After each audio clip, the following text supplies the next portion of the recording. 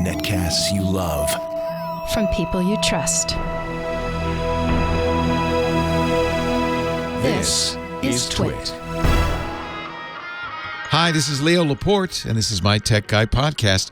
This show originally aired on the Premier Networks on Sunday, September 22nd, 2019. This is episode 1629. Enjoy. This episode of the Tech Guy is brought to you by PayPal Credit. If you're purchasing new tech devices or booking upcoming travel, use PayPal Credit and enjoy 6 months special financing on purchases of $99 or more. Learn more and apply now at paypal.com/twit. Subject to credit approval, minimum monthly payments required. And by Wasabi Hot Cloud Storage. Thinking about moving your data storage to the cloud?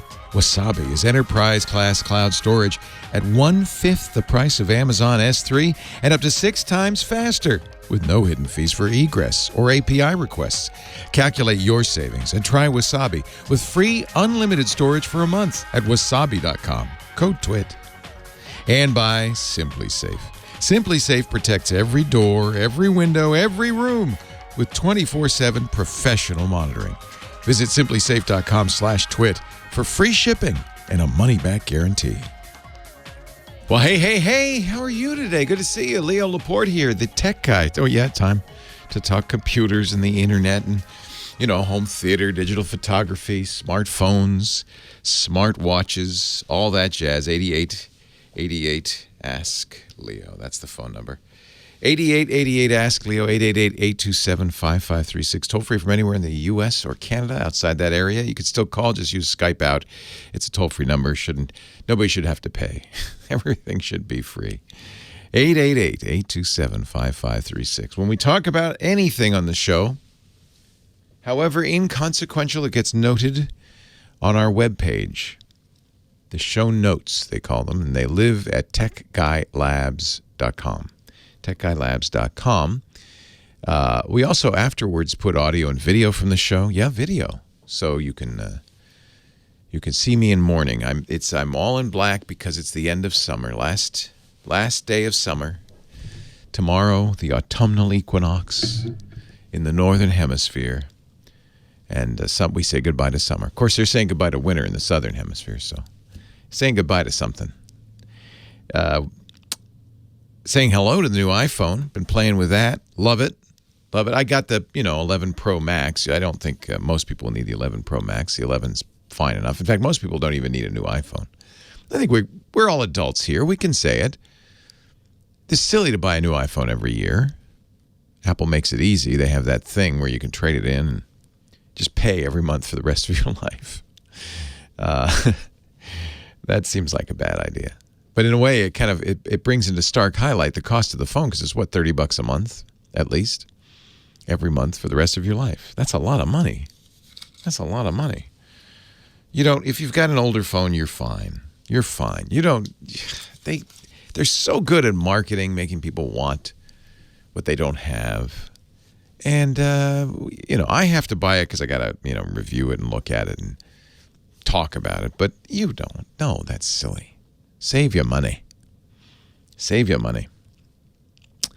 Little dismay in TiVo land. I'm one of them. I'm upset. I'm mad.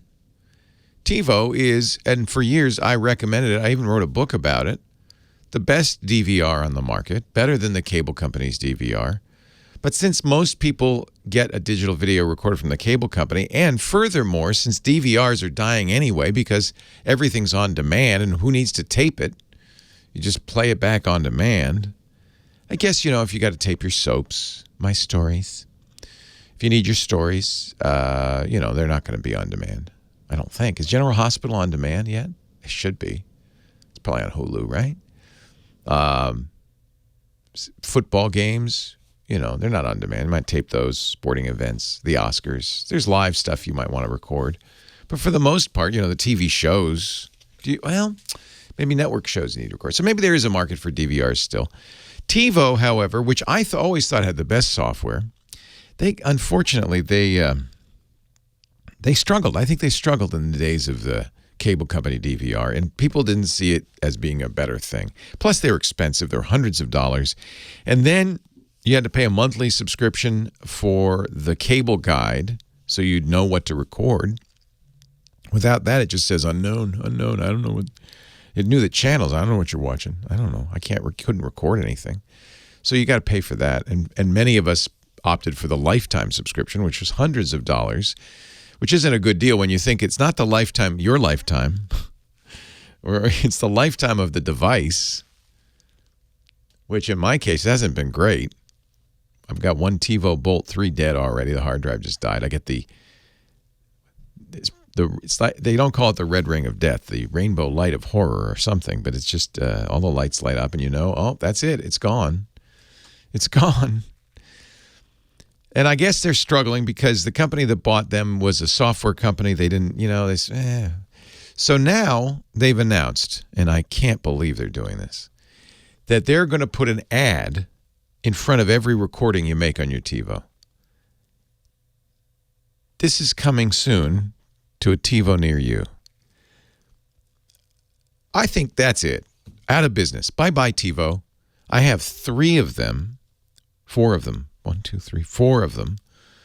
Each with a cable card in it so that I get cable TV in it. It became my cable box. I thought it was a better cable box. It is a better cable box than the cable company offers. But still, I don't want to watch ads in front of my recording. The whole point of the recording, in fact, it's really ironic because TiVo a couple of years ago added a skip ad button on most of the shows you record. I love it because I record Jeopardy. See, that's not on demand.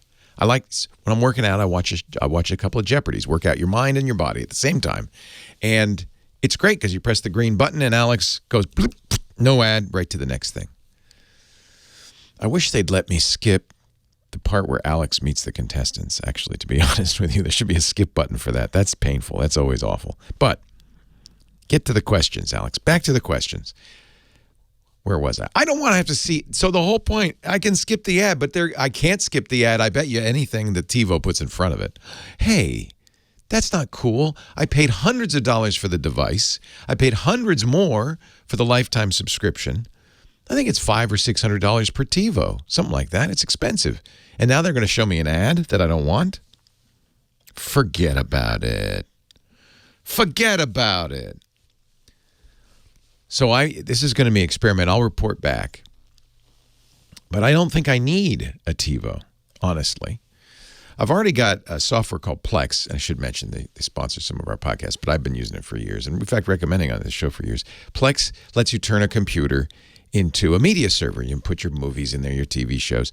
And if you tie it to a TV device, you can turn it into a DVR. And I think this is going to be the best way to do it because I only need one. You remember I had 4 TiVo devices. Only need one. And then a Roku or an Apple TV or, a computer. And then you can watch it over the internet anywhere you are or anywhere in the house because there's a Plex app on. And so there's a company called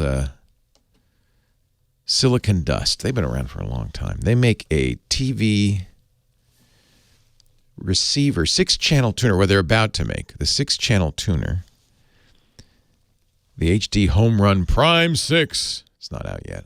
I'm waiting. They say it'll be out this year. Said this doohickey has 6 tuners in it. So you connect that, you put a cable card in it, because I still want the cable. I'm not a cord cutter. Someday, that'll be the next thing. I just think you don't save any money. I don't think you save any money. You end up adding all the stuff, the Hulu and the Netflix and the Disney and then the Apple TV Plus, and then you end up adding all that stuff, and pretty much you're still at $100 a month. So I'm going to keep the cable, put the cable card in the Home Run Prime 6, connect that. It's got 6 tuners. You have that one cable drop goes right into that. You can record everything. And then it's on the server, on the Plex server, which is in your closet also, but that can be served anywhere in the house. Doesn't that seem like a better way of doing it? Doesn't that seem like a better way of doing it? I'm thinking.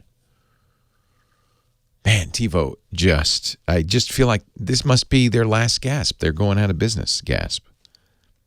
Nobody's happy about this.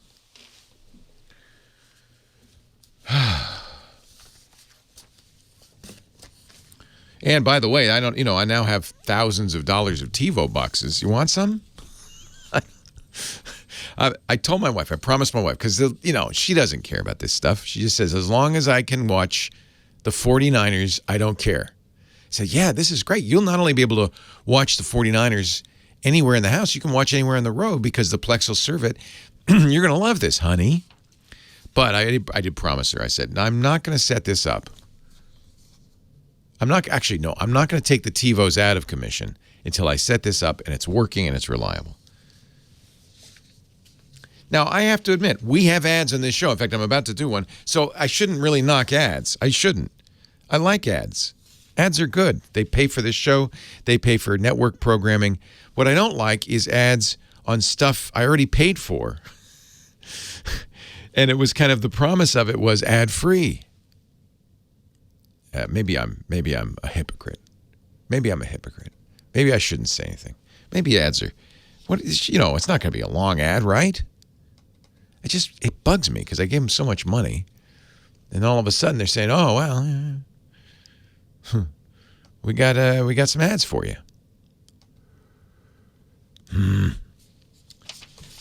8888 Ask Leo. What do you think? Is that just me? This is why people end up cord cutting, because they hate the cable company. They hate the TiVo. They hate it. They hate it. I'm going to pay for just what I want, no more. That's why, right? I don't think you save money, but you get the Saturday. 8888 Ask Leo. That's the number. And I'm going to go to the phones. See, that wasn't painful. That wasn't a bad ad.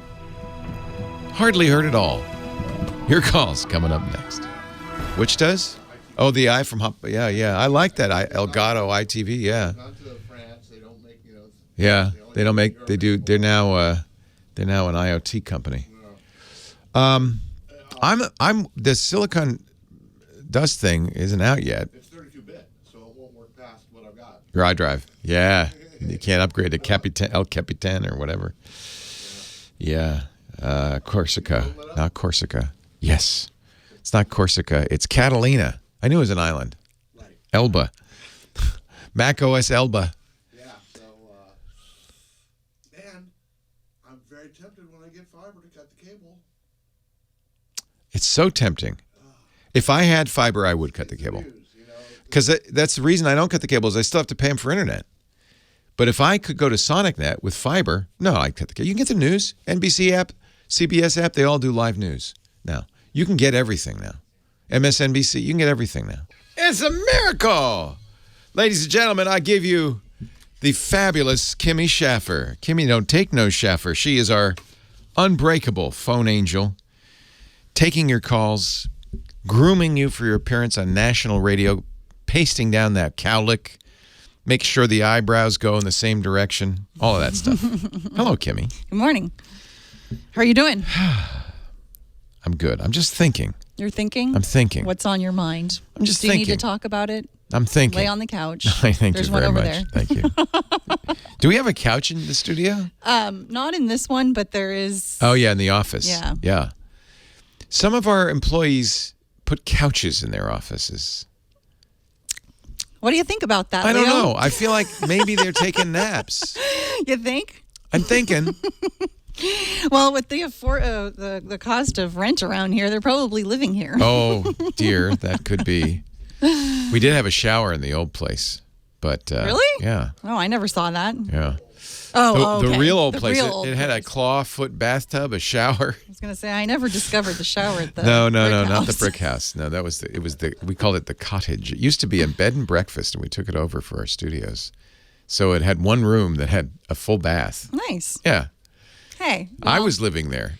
when I worked at a TV station, they had showers for the Yeah. news anchors. You should, because you get sweaty, you do the 5 o'clock, Those lights above you. you go out, you have a drink, Oh, you have yeah. some food. And they do. Yep. You come back That's the 10:30, routine. getting ready for the 11 o'clock. You need a shower. Yeah. Fresh shirt. It's that all, I wine saw off your broadcast news. I know. Hey, do you have some callers for me? I do. I actually have a holdover from yesterday. So Brian from Grass Valley is going from his Pixel XL2 to a Note 9, and how does he make the smoothest transition? Do you know? No, Can't. I have no idea. I think you do. Okay. I think you I'll can, admit I think you it. can handle it. Thank you, Kim. Hello, Brian.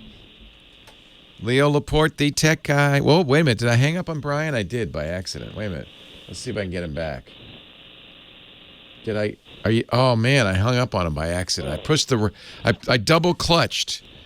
Brian, call back. We'll get you in. It's Tony from West Palm Beach. Hello, Tony. Hey, Leo. How's it going? It's going good. How are you? Good. So apparently, you're famous on Amazon because your paperback book. I looked it up to get the year. I thought it was like 1999. Is that correct? Yeah, I have. I wrote. So I wrote a few. Yeah. Leo Laporte's Guide to TiVo was one of them. There was the Leo Laporte's. I'm looking at that on Amazon. You are not going to believe how much it's selling for. How much? $860.48. That's wishful thinking. Better than 84 cents. Yeah. That was, so I wrote that. Actually, Gareth Branwin wrote that, did a great job of it with the help of Weak Knees, which is a great company in Southern California. I still use them. They're wonderful. Yeah. But it was a guide to hacking the Series 1 TiVo. Yes, which I had, the gray box. I had one of those. Love those. And I put a dual hard drive in it, too. Yeah. I still run the Romeos like you. Yeah. I've got thousands invested. And I have a pro tip for you about the commercials that are going to come up pretty soon. Yeah. If you revert out of Hydra or Series 4 experience to the previous version, which I like the menus better, you will not get the ads. Oh, good, because I don't like Hydra at all. That new UI, I hate it. Yeah, so it's real simple. It's on the forum, but it's basically you restart the DVR, and while it's restarting, you push the thumbs down 2 times, not 3, and then push rewind 2 times, and then it'll just go into revert. The magic incantation. Simple. Thumbs down 2 times, rewind 2 times, and you go back to the old days. And then press enter. So thumbs down 2 times, rewind 2 times, and push enter. I'll have to do that. And it'll revert, and you'll back to the old software, and I love it. I love it. You do lose all your recordings, we should mention. Yeah, because you're all your passes. You're basically restoring it, but that's worth it. If I don't get the ads. Yeah, maybe. I don't know. I don't want to be knee jerk about this. It's annoying. I know. I'm kind of that way too because I've been doing this stuff for a very long time. I'm an ASE certified master technician for vehicles. Oh, neat. 3 times over, only one of 70,000 people in the entire USA Congratulations. that have that certification. I'm self-employed. Smart man. So I've been doing, maybe. So I've been doing stuff for a long time. I love tech. I love. Isn't it the case now, though? You got to have the special software and hardware that the thousands of dollars every year. Yeah. But you can't. But the good news is, unlike Apple, you can still get it. They don't monopolize it. John Deere won't let you do it. If you're not a John Deere.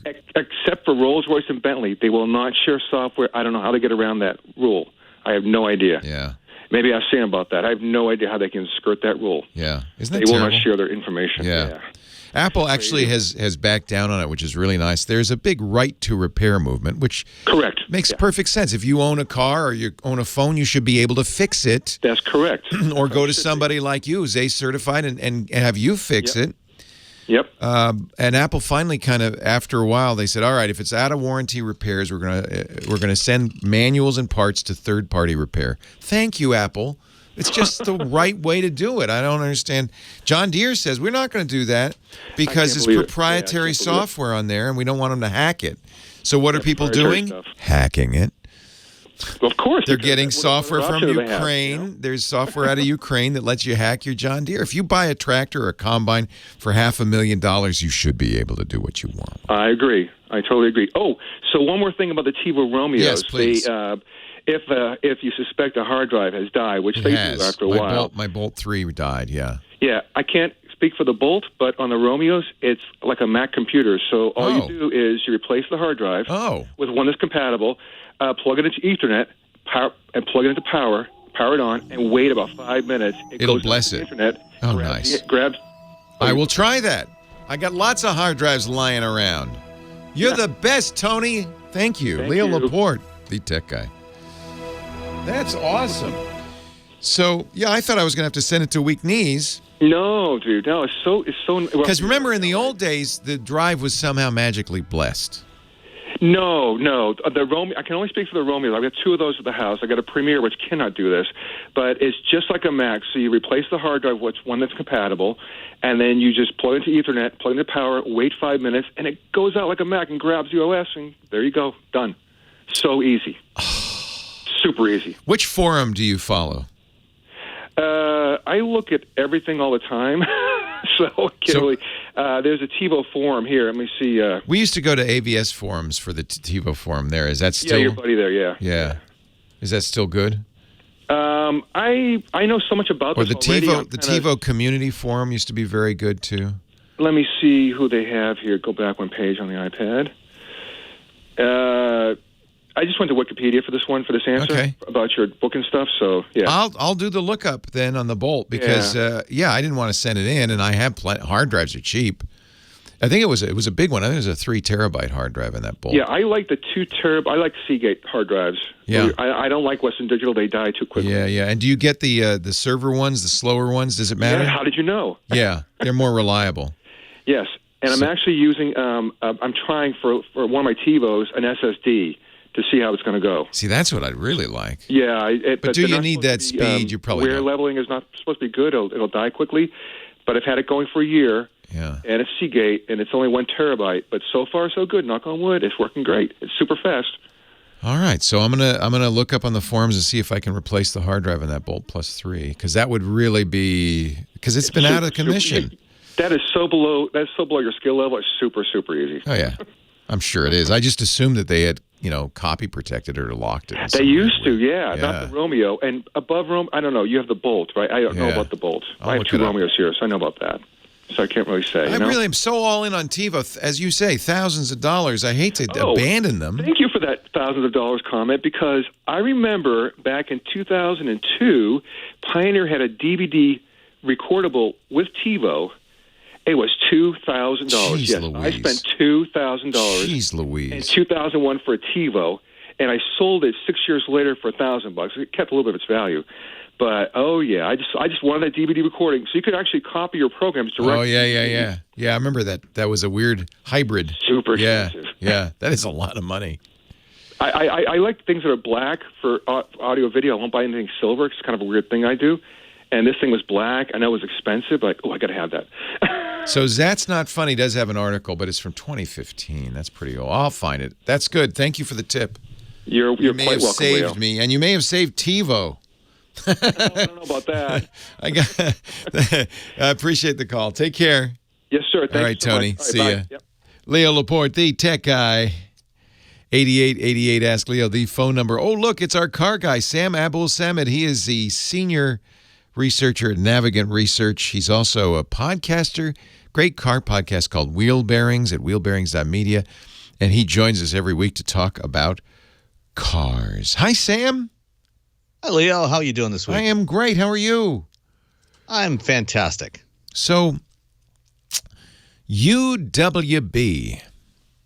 Yeah, there's been a lot of discussion about that this week, over the last couple of weeks with the launch of the new iPhone 11s. I have it in my iPhone, but I don't know what to do with it.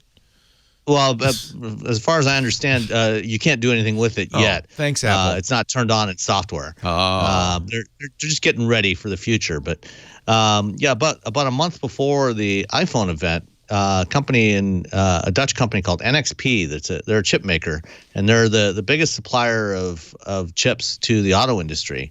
They were originally spun off from Philips years ago, and then they acquired Freescale, which was Motorola's old chip division. They had a demonstration in Germany with Volkswagen for some ultra wideband technology that Volkswagen's going to be launching later this fall on some models in Europe. And there's a lot of interesting things you can do with UWB. So this is wireless technology that operates in the band between 6 and 8.5 gigahertz. So we had heard with the iPhone that this is a U1 chip that Apple put in here.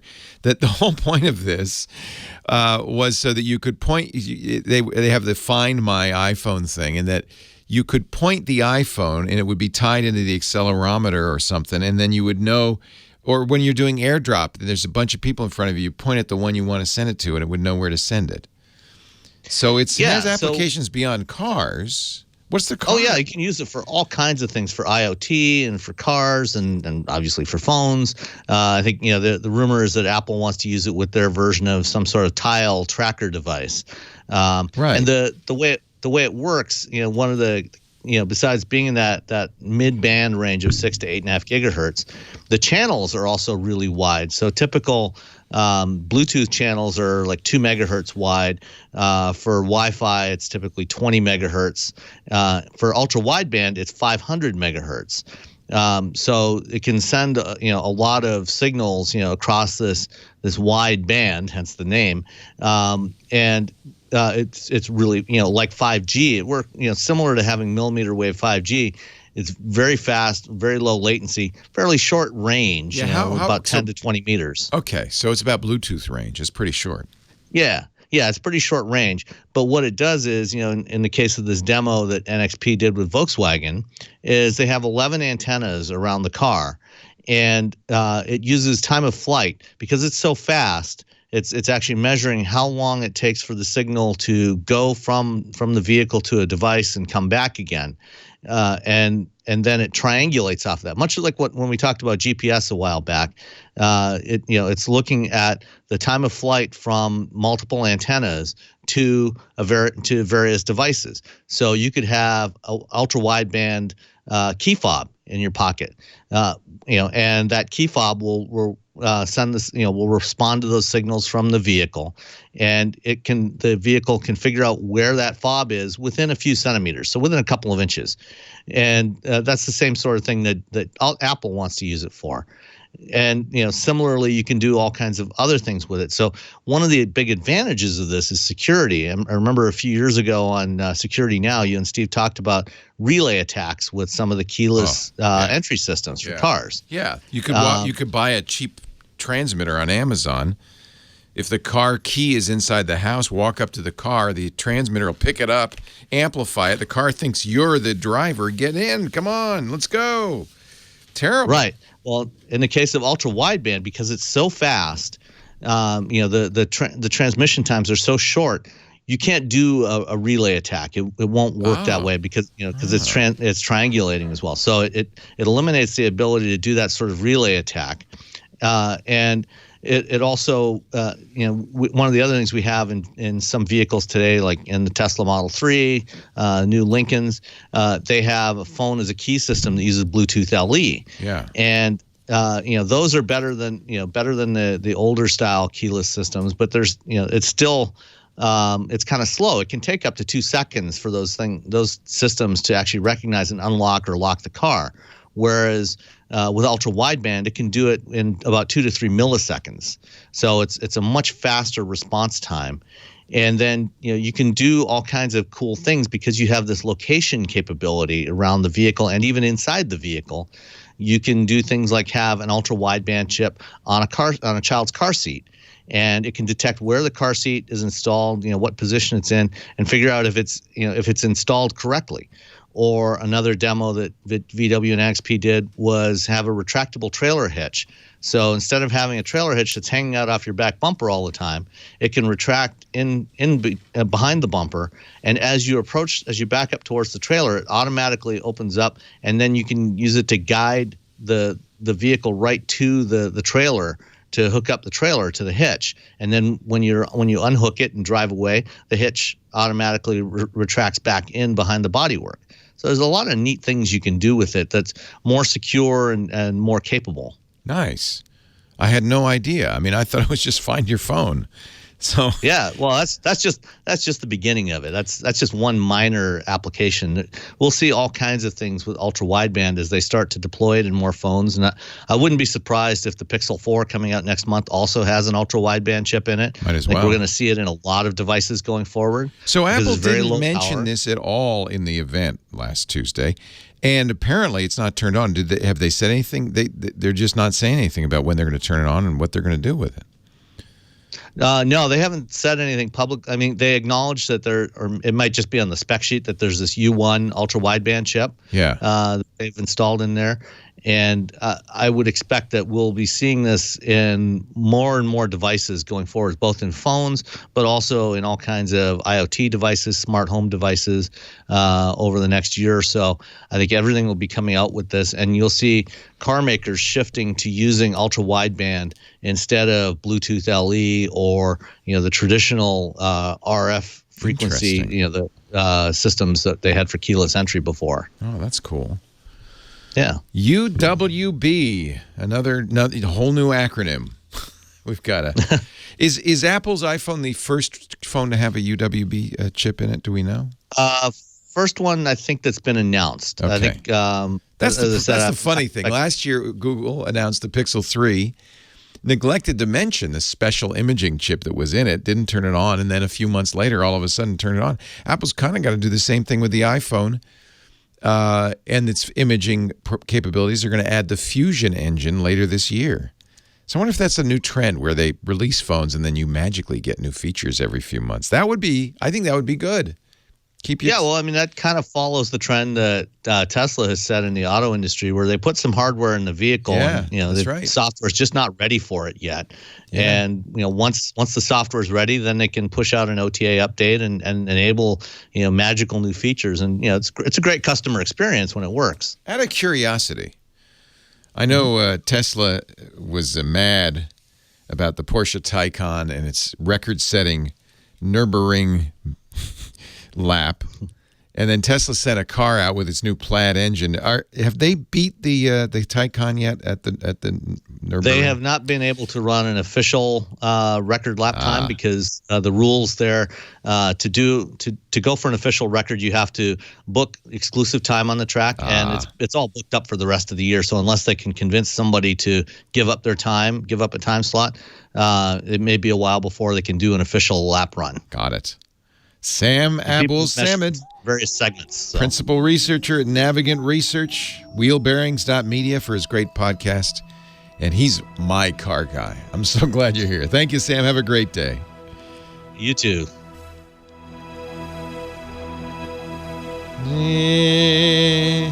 Now, Keith says he's going to have ultra wide bacon. Yeah, that's a good idea. Actually, I prefer ultra thick bacon. Thick cut bacon. Ooh, that is the best stuff. I love it. I just got some at the store. It's not back bacon, but it's really good. It was thick somehow. Oh, it was so good. Thick cut bacon is thick cut really is good. Tasty. Hello, guys. Welcome, Joel and Beth Ann from Tennessee. W0CAS. Good to see you, W6TWT. Yeah. So about Tesla at the Nürburgring. Yeah.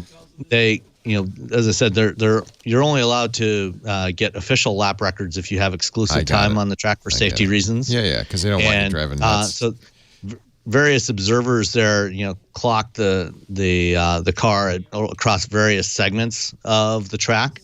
And when they're doing, Tesla was running during what's known as industry pool days. So it's open to a bunch of manufacturers. So you'll find cars from a bunch of companies out there running at the same time. And they're not allowed to record official lap times during that. But what they do is they measure, the cars all have to come into the pits every lap when they're during those sessions. And so they run what's known as bridge to gantry time that excludes about a mile or so of the track. It's a 13-mile long track. And so estimates are based on those times that it ran. It would have potentially run a faster time than the Taycan. But the thing is, the car that they're running, the Taycan that set its record a month or so ago, was a production spec car. On regular tires. Yeah. That's not what Tesla's running. Right. Apparently, the car that Tesla's running, the interior is completely gutted out. There's just the one seat. It's running on some special, of course, barely street legal tires with a prototype powertrain and everything. Yeah. It's been significantly lightened that it won't be the kind of car that you can actually go out and buy. This episode of The Tech Guy is brought to you by PayPal Credit. Use PayPal Credit for any purchases you want to make, big or small. You might have a trip you want to take, flights, car rentals, hotels, tickets, etc., or a new computer, sound system, monitor, or phone you've been wanting to buy. Or for the sneakerheads out there, Seems like there's always a new shoe that comes out you just have to have. You can buy what you want today and pay over time with PayPal Credit. And PayPal Credit offers 6 months special financing on purchases of $99 or more. Some great things about PayPal Credit. It's a digital, reusable credit line built into your account with PayPal. No card needed. It's accepted at millions of online stores wherever PayPal is accepted. You can use PayPal Credit with your existing account with PayPal, and checkout is seamless. If you don't have an account with PayPal, you can open one for free. PayPal Credit is great for large expenses or when something unexpected comes up. Applying is easy. Just answer a few quick questions and get a credit decision in seconds. Enjoy 6 months special financing on purchases of $99 or more. Go to paypal.com/twit to learn more and apply for PayPal Credit. Minimum monthly payments required, subject to credit approval. That's paypal.com/twit. Leo Laporte, the tech guy. 8888 Ask Leo. We're going to keep Sam around because I think we have a caller with a question for him. Can you stick around, Sam, for a little bit? Yep. Appreciate certainly. it. On the line right now, Gary. Dr. Bird. Hello, Dr. Bird. Well, hello, Leo.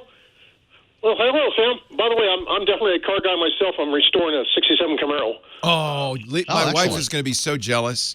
Yes. She restored, I think it was a 72 Camaro. Just loved that car. Loved that. Mine's an original SS350. Oh, nice. Built December 6th of 66, and I'm doing it as factory as I possibly can. Factory paint, everything. Nice. Yes. So you have it's purchased a brand new Honda that has a very strange thing. Is that right? No, Or is it Toyota? No, It's a Toyota. It's a RAV4. Sorry. Well, see, here's the thing, Leo. I've got the car in order. I had to order the car with the color I want and with the interior color I want. And it should be about 4 to 6 weeks to come in. Right. But they told me it was only available with the Apple Play. I could not get navigation. And this is where Sam possibly could come in here, Sam. Maybe you can tell me, how do I get an Android phone to recognize the car radio? I don't know if you're familiar with the radio that's in the brand new. This is a bad trend. I'm seeing cars that only have one or the other. For a long time, I thought if you had one, you'd have both, Android Auto and CarPlay. That is the case for most manufacturers. They are, if they're doing one, if they're doing either, they're doing both. There are a few that are doing Apple CarPlay only, like BMW and Porsche. Yeah, BMW charges you for it, which is really annoying. Yeah, and Toyota was one of the last of the major mainstream brands to add support for smartphone projection. And they started off a couple of years ago with just CarPlay. This year, they have started adding Android Auto. If you're ordering the car, is it a 2020 model you're getting or a 2019? Well, it's the last of 2019 is what they told me. Okay, so it actually should have Android Auto in there. And I would not be the least bit surprised if the person at the dealership that you ordered from had no idea what's actually in there.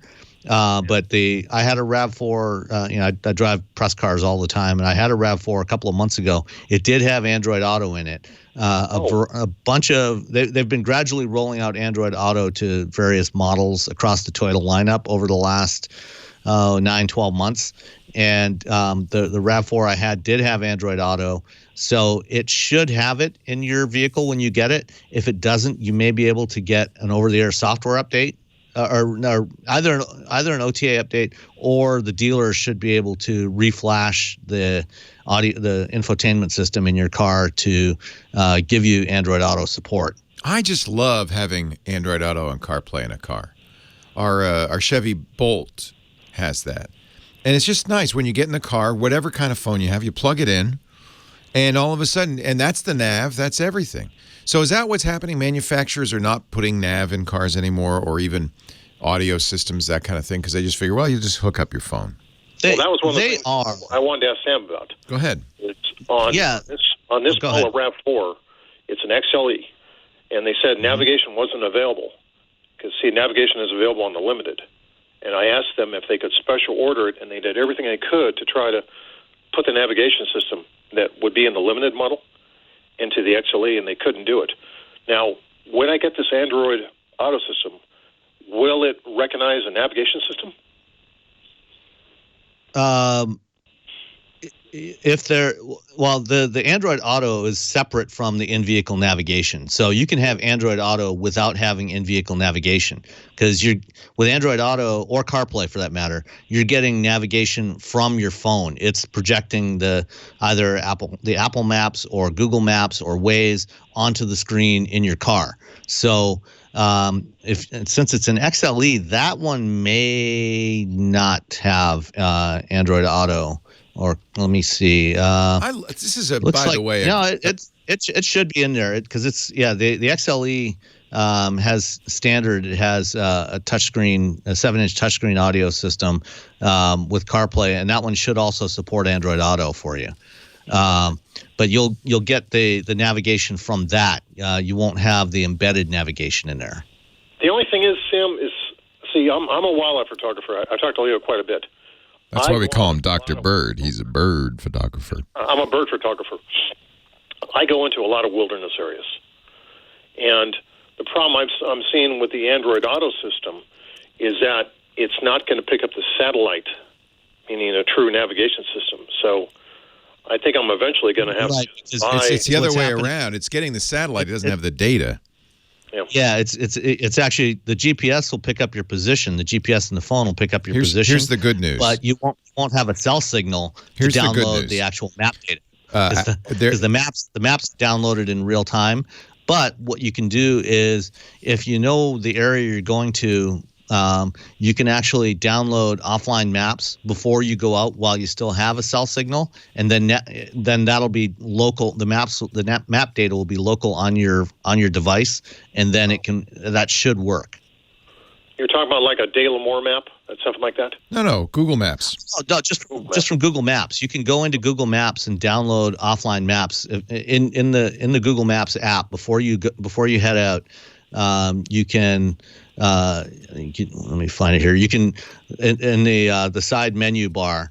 There's an option for offline maps, and you at the top of that screen, the offline map screen, you can select your own map, and then what you can do is it'll show you the map, and you can go to the area where you're going to be and select an area. Select how large an area you want, and it'll actually download the map data while you have a connection. So you can do that at home over your Wi-Fi, and the maps will actually be stored locally on your phone. So if you're in an area where there is no cell service, you can do that before you head out, and then still use Google Maps that way.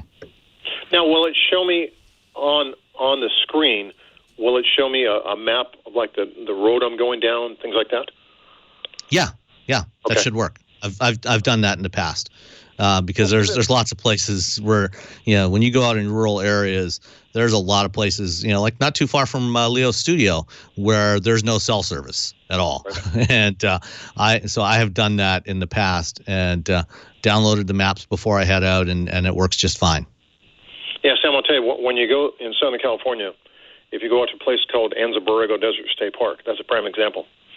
If you go out on the trails, and you go up into the canyons where I do my photography, there's no cell signal. I was with a friend of mine. He had a 2015 Grand Cherokee, and we went out there. And his had what's called breadcrumbs.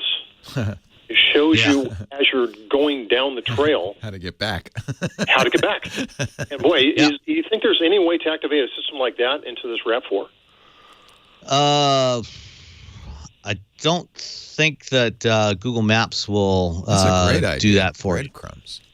Yeah. I wonder what other map apps will do that. What you can do is if you have location tracking on your phone, it should it'll track your location as you're driving, and then you should be able to you'll have your timeline. You can look in Google Maps. You can look at your timeline and see where you drove, and then basically you should be able to follow that back. But now you're talking about something where the telephone has to have a data signal, though, right? No, it's getting GPS. It doesn't have. In fact, if you download the maps before you go, GPS does not require data. You don't need the cell signal. The GPS will always be there. As long as you have line of sight to the sky, we use this technique even if you're traveling and you don't want to pay for expensive cell data. Download the maps. When I'm in Paris, I just download the maps of the hotel, and that way I could still use the map exactly as if I'm online. but without any cellular data, because the GPS always works. Sam, thank you. Dr. Bird, thank you. I appreciate that. You're welcome. Yeah. And please, folks, just buy a car that has both. Toyota will next year, right? That's they're going to fix that next year. Yeah, well, actually the 2019s should have the 2019 RAV4 should have it, because the one I drove earlier this summer did have Android Auto in it. Cool. Thank you, Sam. Leo Laporte, the tech guy. Well, hey, how are you today? Leo Laporte, the tech guy. Time to talk computers, the internet, home theater, digital photography, smartphones, smartwatches, TiVos, anything with a chip in it, cars, RAV4s. 8888 Ask Leo is my phone number. 888-827-5536. That's toll free from anywhere in the U.S. or Canada. The website, techguylabs.com. We also have a chat room. That's a fabulous place to go. That is irc.twit.tv. IRC stands for, it's an old thing, Internet Relay Chat. It's the original chat. It was before the World Wide Web was IRC, so we like to live in the past. Right, chatters? But you can do it with your browser at irc.twit.tv. Let's go back to the phones. I'm having fun with the calls. Let's get some more calls. 8888 Ask Leo. Line 3, William, Portland, Oregon. Hello, William. Hi, Leo. Hey, thanks for hanging on. I'm great. How are you? Excellent. I'm doing good. So it is wonderful to speak with you. And one of the things I wanted to mention on the last caller, Dr. Bird, one of the things that he can use that I've found really helpful is a dual electronics Bluetooth GPS receiver. Okay. It's like $86 on Amazon, and it can triangulate you within like 2 meters. Oh, good. All right. But how's it different than a GPS really device? That's basically what it is, but it Bluetooths to your phone, and then just runs through your phone, and you do a mock location. Is it more accurate than the phone's GPS receiver? Yes, very much so. Interesting.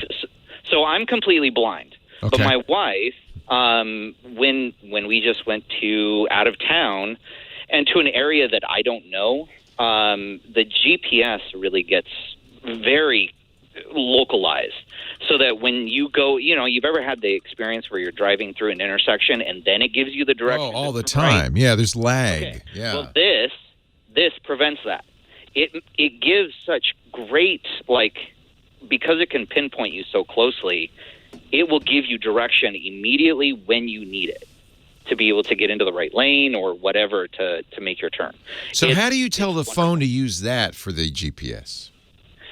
You use with dual electronics, you use a app called Sky Pro. Got it. So they have their own app. Okay. Yeah.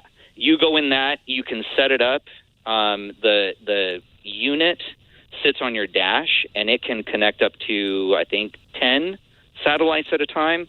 And that's one of the reasons it's more accurate, right? Yeah. All right. So, and anyway, I want to know more. Wait a minute, hold on. Then I'll get to your question. So can Google Maps use it if you've got this thing? Yeah. So Google Maps can be told, don't use your stupid phone GPS, use this? Right. You go in, so I have Android. I have a Pixel 3. Yeah. You go into developer settings and turn on mock location. You can do it on the iPhone. There are instructions online to do that, to get the iPhone to do the same thing, to connect to this external device and use its location data instead of your phone's. I'm buying one right now. This looks like a really good thing to have, just to make it a little more accurate. Yes, yeah. And for me, that just reduces anxiety when I'm in the car. If well, you're not driving, are you? No. Oh, good. No, okay. but imagine sitting in the car and you can't see where you are. Yeah, no, I understand. But the GPS is, if it's not giving accurate direction and then the driver is becoming anxious because it can't get you anywhere, that doesn't make you feel better. Do you use it in Ubers? I do not. So they have a 150A.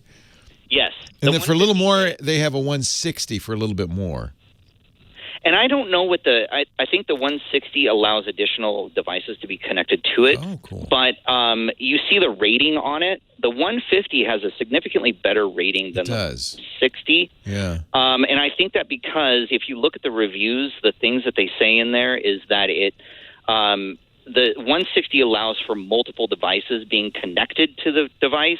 Mm-hmm. And that doesn't work very well, or their implementation of it doesn't work very well. Well, I only really need one device. Is just one device. Yeah, and exactly. you keep it on your dashboard, and then that way, when you get in the car, you always have the best locationing.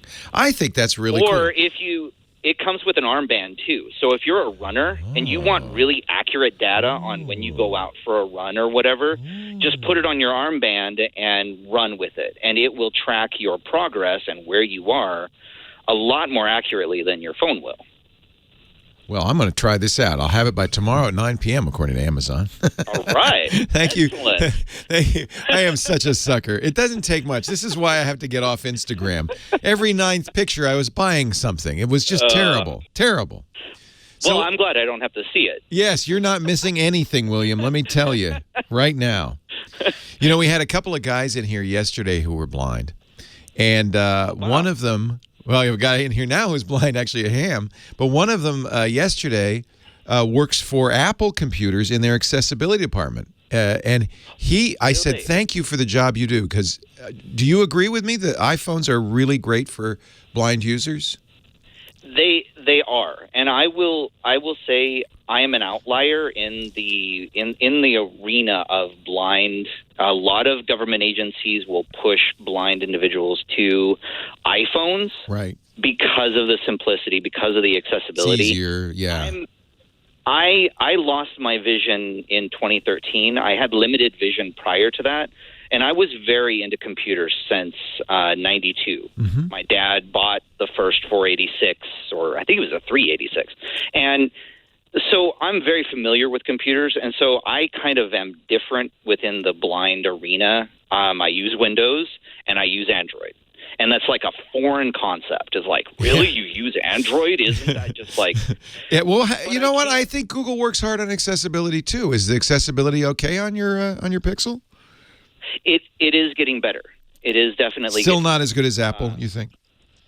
I think there are some tweaks that can be done. And that was one of the things that was the reason why I wanted to call in, was I have listened to you since 2013. Thank you. And one of the issues that I have with podcasts is the chat room is great, but if you're blind, the chat room doesn't work. And so I can't interact with my favorite tech. I know. Podcasters. I apologize. Well, it's the way it is, right? So even a screen reader wouldn't work very well in the chat room. It would be. Is it too fast? It's too fast, yeah. And how do you navigate into it? That's one of the things. Like, that's why I wanted to call. Was you're going and meeting. You have a relationship with Lastpass, right? I love Lastpass. However, their website for accessibility and their app needs a major overhaul, and it needs somebody who actually uses accessibility. I couldn't agree with you more about, and not specifically LastPass, but so many technology companies. That's why I was so glad to meet this guy yesterday from Apple. They have an actual blind user testing everything they do. He's in QA, and he says, "Here's how this works for me. This doesn't work for me." Every company needs that. You can pay lip service to accessibility, but it's got to be tested. And one of the reasons I don't actually talk a lot about accessibility features is because I'm not blind. I could put on a blindfold and try to use it, but that's not going to be anything like your experience. Yeah. So you need to have somebody there who is really a user. So I agree with you. And I'll tell LastPass that when we get to Boston. I agree with you 100%. Because I don't feel secure. You know, everybody's talking about, I listen to This Week in Google and all about Android and Windows Weekly. I feel as a blind user, I am left behind in security. Keeping my information online private, or keeping my password. Yeah, that's legit. Yeah, it's okay, but you look at okay, how do you generate a password within LastPass? Well, to do it with a screen reader is really kind of be a lot of steps. Doesn't always work. Yeah, Yeah, I understand. Well, that's hard for me too. So even if you can see it, it ain't easy. That is such an excellent point. I think so much we talk about the kind of the basics of just usability, that we forget that there are more advanced users who they've got the usability, but now they want to be secure. They want the same things that sighted users get. Why shouldn't they? Why can't I be legitimate and actually have a VPN and encrypted? It's an excellent encrypted password. One thing we're doing for you, and actually for everybody, I got a really good, cogent email from somebody who said, you got the chat room, but if you're not listening live, you're not interacting live, it's not useful.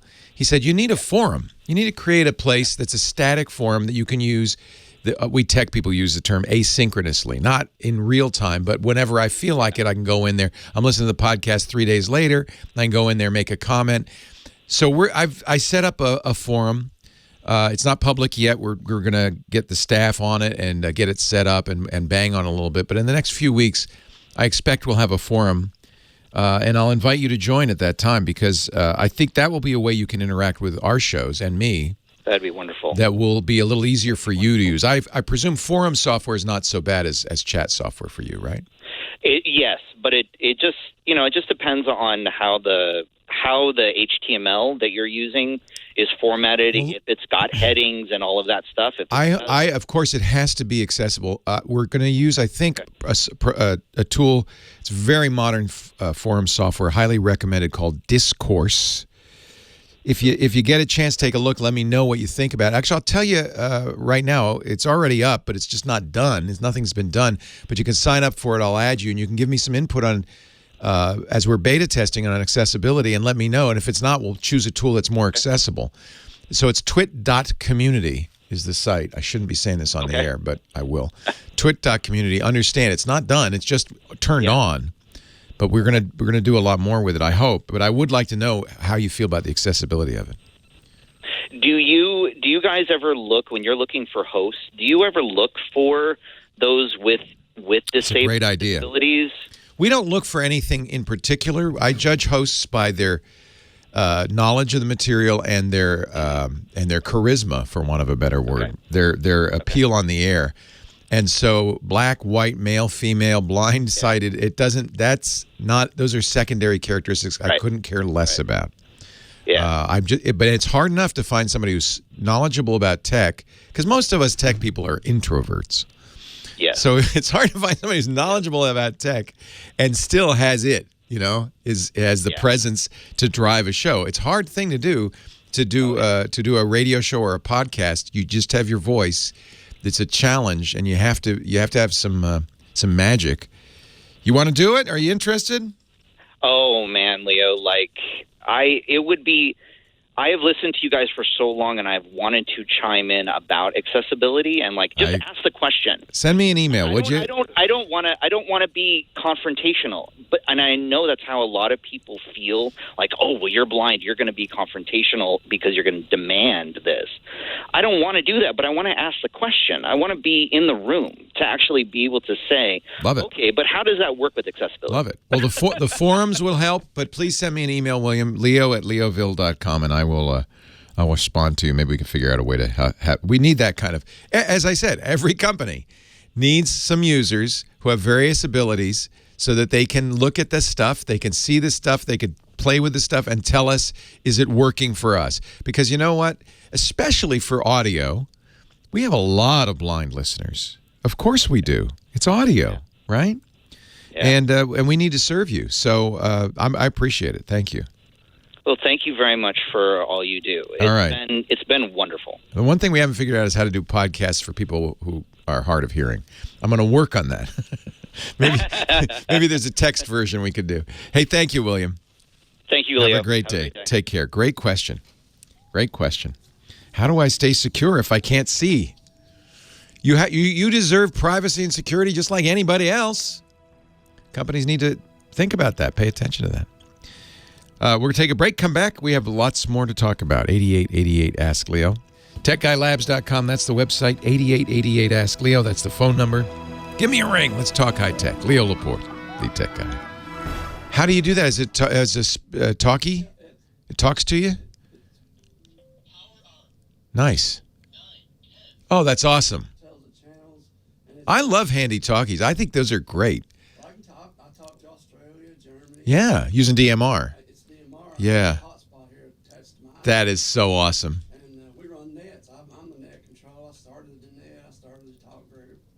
And we've got a big community. It's so great. See, audio is great.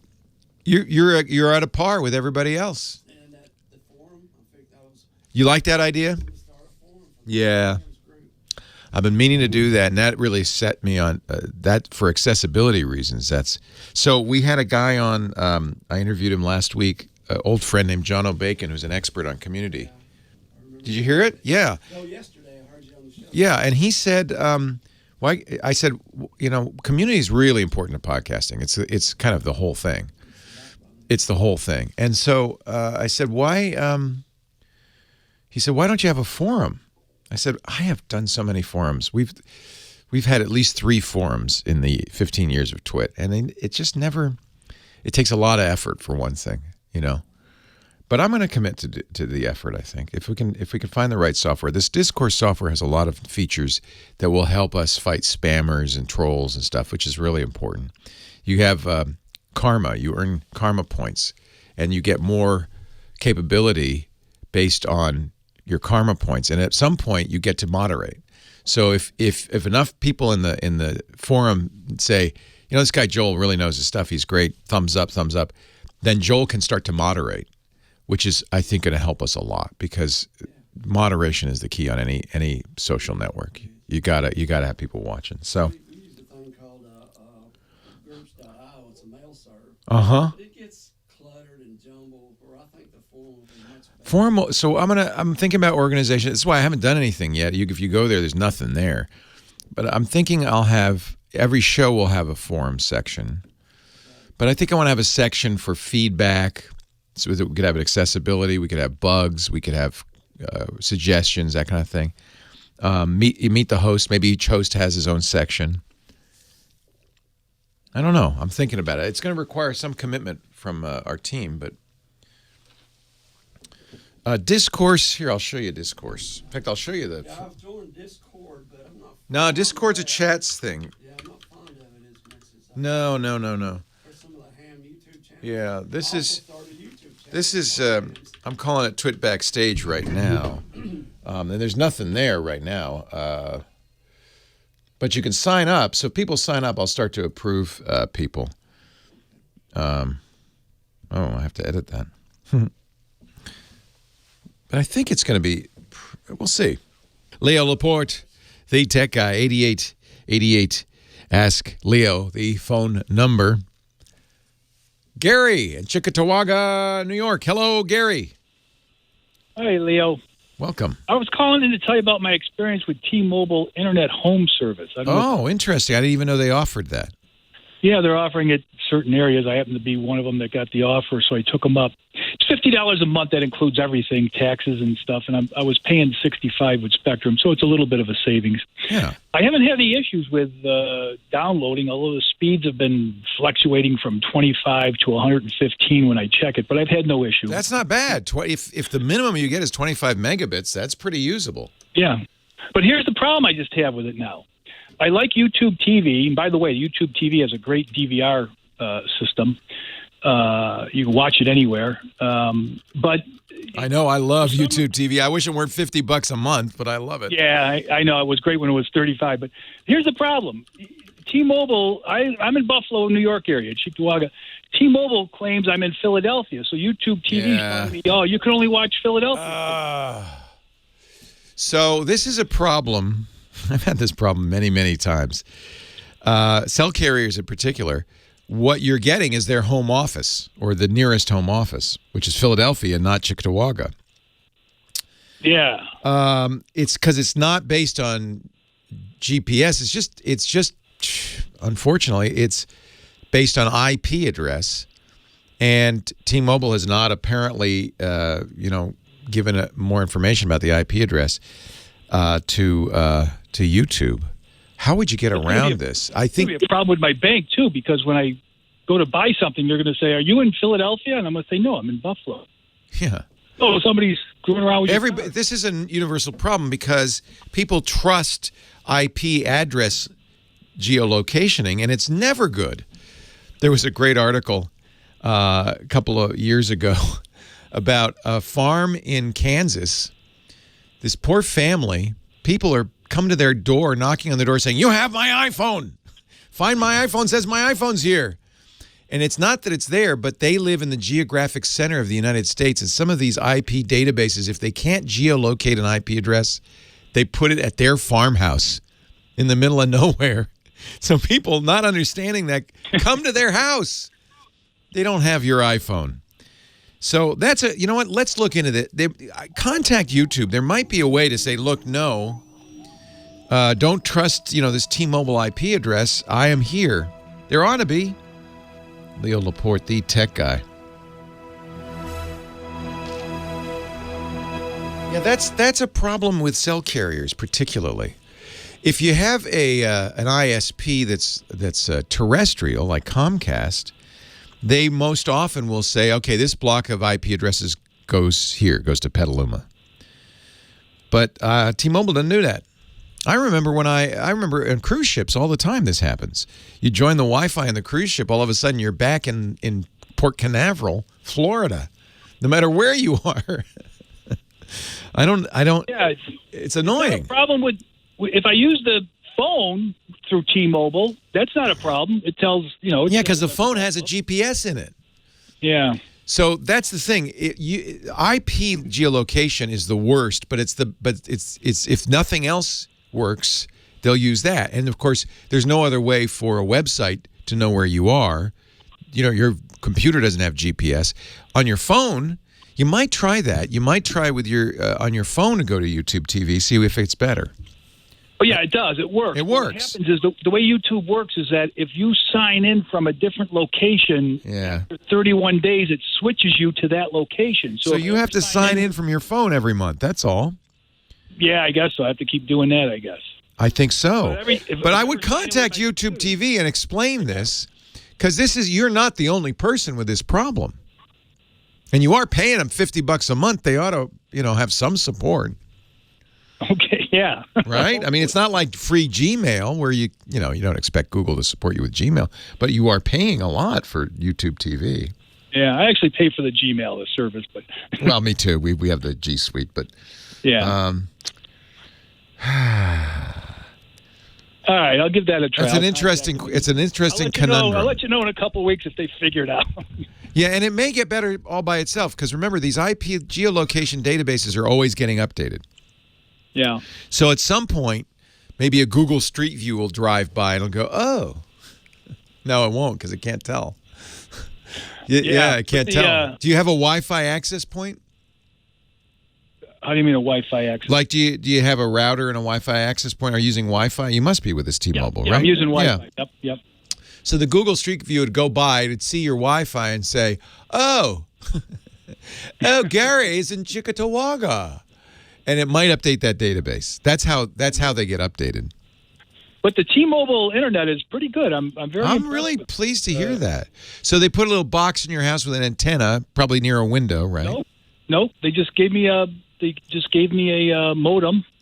Nice. You're close enough to a T-Mobile tower, then. Yeah. That's the key. Yeah, that's what they said. They were only offering it to people who they felt were close enough, right? Had good enough service to make it usable. Well, and wait till they get to 5G. You'll have higher speed. Of course, Cheektowaga is not the first town in New York. No, it is one of the ones they've contacted. Oh, Cheektowaga is demanding a ransom. Oh, please. Because 5G, you'll have faster speeds than terrestrial with lower latency than landline. It'll be great. It'll also cost hundreds of dollars a month. Yeah, we can get they said the 5G will be free the same price. I mean, the 5G. Well, we'll see. The same price on the internet. It costs them a lot more to set up. They have to put in 4 times the towers to get 5G. Well, I think they're trying to break into the internet service. Yes, of course they are. And it's only usable for internet. But what was the other question I had with you? If I'm using Wi-Fi calling now, am I wasting it? I mean, is it useless because it's going through the cell service anyway? That's an interesting question. Is there any benefit? It might be because your phone will use a higher quality codec. Have you noticed Wi-Fi calls sound better? But I haven't. They should continue to sound better because it's choosing it on the phone, which codec, saying, oh, well, he's got lots of bandwidth. I don't have to use that silly 7-bit telco codec. Hey, I got to run. Try it. Let me know if it sounds better. It should. Chris Marquardt, Photo Hero, is here. Chris, is it here? I have two things to say. One good, one bad. Yes, it's here. The Sony A7 R4. Okay. Wow. What a great camera. And I bought the lovely Sony 135mm f1.8 G Master lens. I then fell on it. By the way, I bought the lens, the protector that the filter that you recommended, the Hoya filter for it, because I thought this is a $2,000 lens. I'm not going to let it get. Actually, you didn't recommend it. You say don't get filters, but somebody told me to get that just to protect it. Probably a good thing because I fell and I landed on the lens hood, which is kind of a good thing about lens hoods, right? That's what I recommend. Yeah. Leave the lens hood on, so if you bump the camera or, God forbid, fall on it, then that will help protect the lens. It did protect the lens, but it snapped off, and the lens has unfortunately, a little plastic ring that's holding the hood on, so it pulled that out. It snapped it off. So I'm going to the camera store to get it fixed. Is it insured yet? No, of course not. No, of course not. Well, I bought it with my American Express card, so maybe there is some insurance. But it's just a little plastic ring. The lens seems fine. I looked through it. I could still use it, but I don't want to use it without a hood on it. I like that lens, by the way. That's too bad. I know. This day I got it. Scratched the camera up a little bit, but I don't mind that because I want it to look a little used. I don't want. Those are marks of pride. Those are like your battle scars and stuff. Yeah. So yeah, Lisa said, "Are you okay?" I said, "Forget if I'm okay. The camera, Lisa." So then I thought maybe I shouldn't have a shoulder strap because that's why I landed on it. It was on my hip, so I got a hand strap. This way, next time I fall, I'm going throwing my hands in the air and letting the chips fall wherever they may. Because save the camera. Okay, but you still can take photos with it. You can use it. It's fine. So. It's a really beautiful camera. 61 megapixels. And immediately one of the benefits I see of it is I can zoom in by cropping because I have so many megapixels. It's great. Here's my question. Did you have to upgrade your computer for the 60 megapixels now? They're pretty big files. So how big are they? The raw files. I think they must be humongous. I think they're as big as 120 megabytes. I'm not sure. But I use compressed.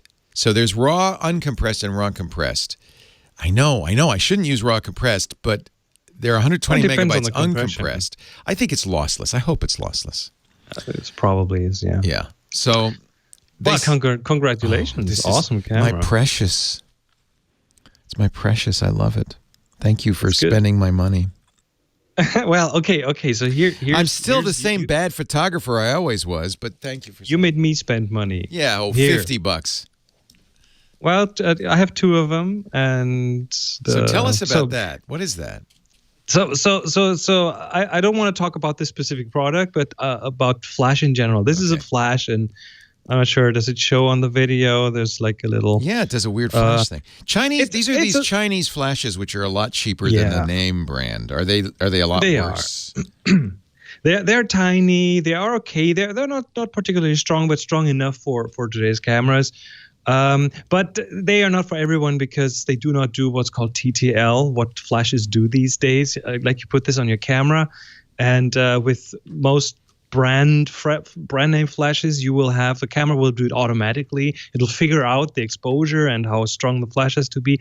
Not the case with one of these. This is a little manual flash, so you have to set the strength manually. Bit more involved. But here's one interesting thing about what most professionals will do when they use the flashes, they will not leave it on the camera, because that is a direction for the light that doesn't look nice, right? When the light comes straight from the camera, that does not really make nice shadows or nice.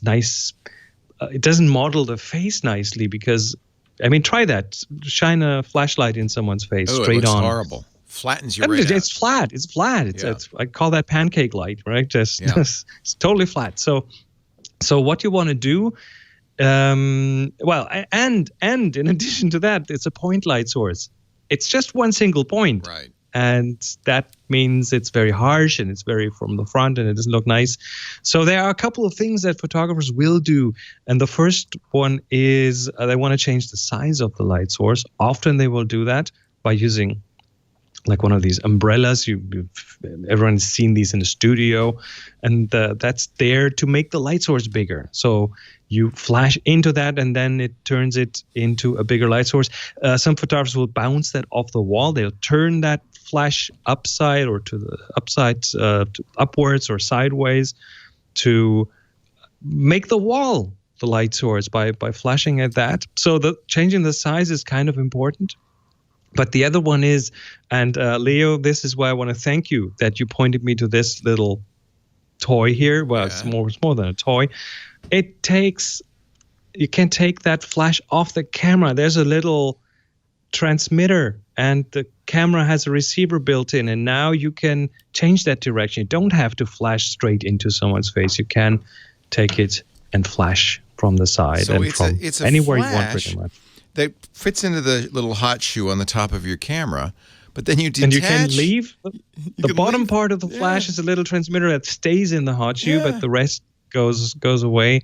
And you will see, again, professionals will do this all the time, but they'll have bigger flashes and they'll have separate transmitters and receivers, and it's a big, like, it's a lot of stuff you carry around, and so this is a very convenient package. But again, this is not for everyone, because you have to kind of know what you do in terms of exposure and in terms of placement of the flash. It's not a through the lens TTL. Yeah, the systems like Canon, Nikon, Sony, Olympus, they all do this TTL kind of different flavors of these through the lens measurements where they fire a little pre-flash and so on. This does not do any of that, but it is very pocketable. It's very small. It has everything that if you want to get started, it's pretty cool. Now that we shoot digital, you can take a test shot and say, let's turn that down, right? I mean, it doesn't have to be. This is what you would do. You would try out and set the camera to an exposure, and this, again, manual, very involved. But you would set your camera manual. You have the flash on an intensity setting, and you can change that up and down. You would put a little colored gel in front of the flash, change the color of it, and play with that. So there's a lot of things that you can play with, and if you really want to dive into that, it's a cool little thing to do. I don't like to talk about a product if we don't tell people what it is. What is the name of that thing? Well, this thing is called the Lightpix Labs Q20 Roman numeral 2, Q22. The Flash Q2011. Yeah, I think it's about $70. It's tiny. I like it. I didn't think about the TTL aspect of it, but it's good enough for me. It doesn't have that, but if anyone does that with bigger flashes, or if anyone works in the studio, this is how you can take this on the road without too much fuzz and too much stuff. Chris Marquardt, if you want to go on the road with him, he does these great photo workshops all over the world. Find out more at discoverthetopfloor.com. Leo Laporte, the tech guy. Our camera assignment coming up.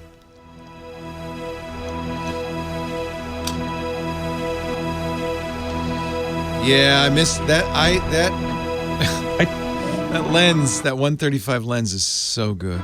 Oh, I'm so sad. And sorry, I didn't want to make this into a product ad, but no, I know, but you can't. We can't talk about it. I know you'll get emails. People. You'll get emails. Yeah. So I don't want to frustrate people. And credit to Andy and Anko who told me about it.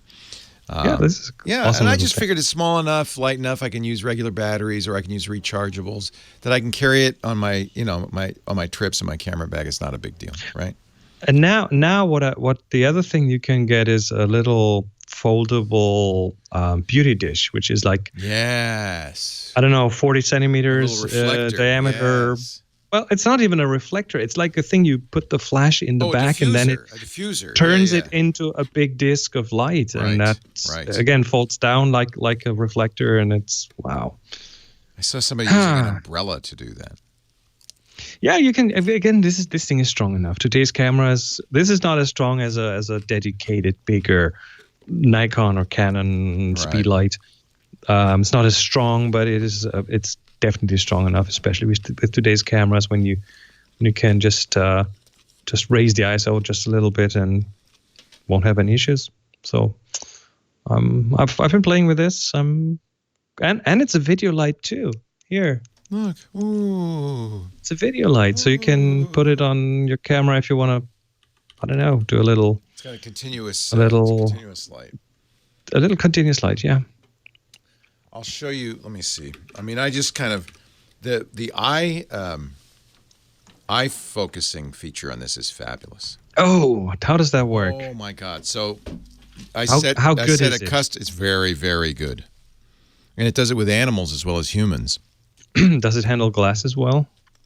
I'll have to try it. Because that's the big problem with autofocus. That the glasses often have, the rims of the glasses often have more contrast than the eye itself, and then it focuses on the rim. And if you're working with your what's the 1.4 lens?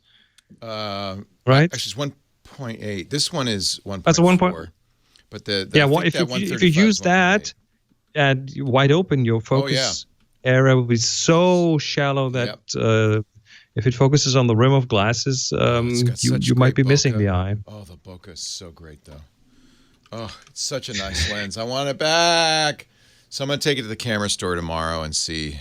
It's just, all I have to do, it's kind of annoying that it's a plastic ring. How does the hood attach right now? Well, this is a different lens. That's not the same one. So it's just a screw on. This is plastic too. I guess Sony just puts these, but it's like it just pulled it off. It pried it off, so it's not. And this is busted too, so I'll have to get a new hood. But at least it hit that, not the lens. So the lens will be okay, I'm sure. I once dropped the 50 1.8, the really cheap 50. And the front fell out, and I kind of stuck it back in, and it clicked back in. And then at one time, I was playing the bass on stage, and I handed my camera to my brother, and he didn't know that, so he took a picture, and the front fell out, and it was he had a very concerned look on his face. I broke your lens. That was unexpected.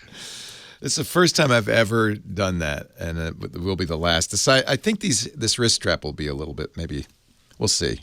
We'll see. But the lens hood saved the lens hood sacrificed itself. Yeah. Yes. Saved me and the lens. So yes, I landed on it. Oh God, though, the first day. I mean, come on. I was shooting. I wasn't paying attention. I was like.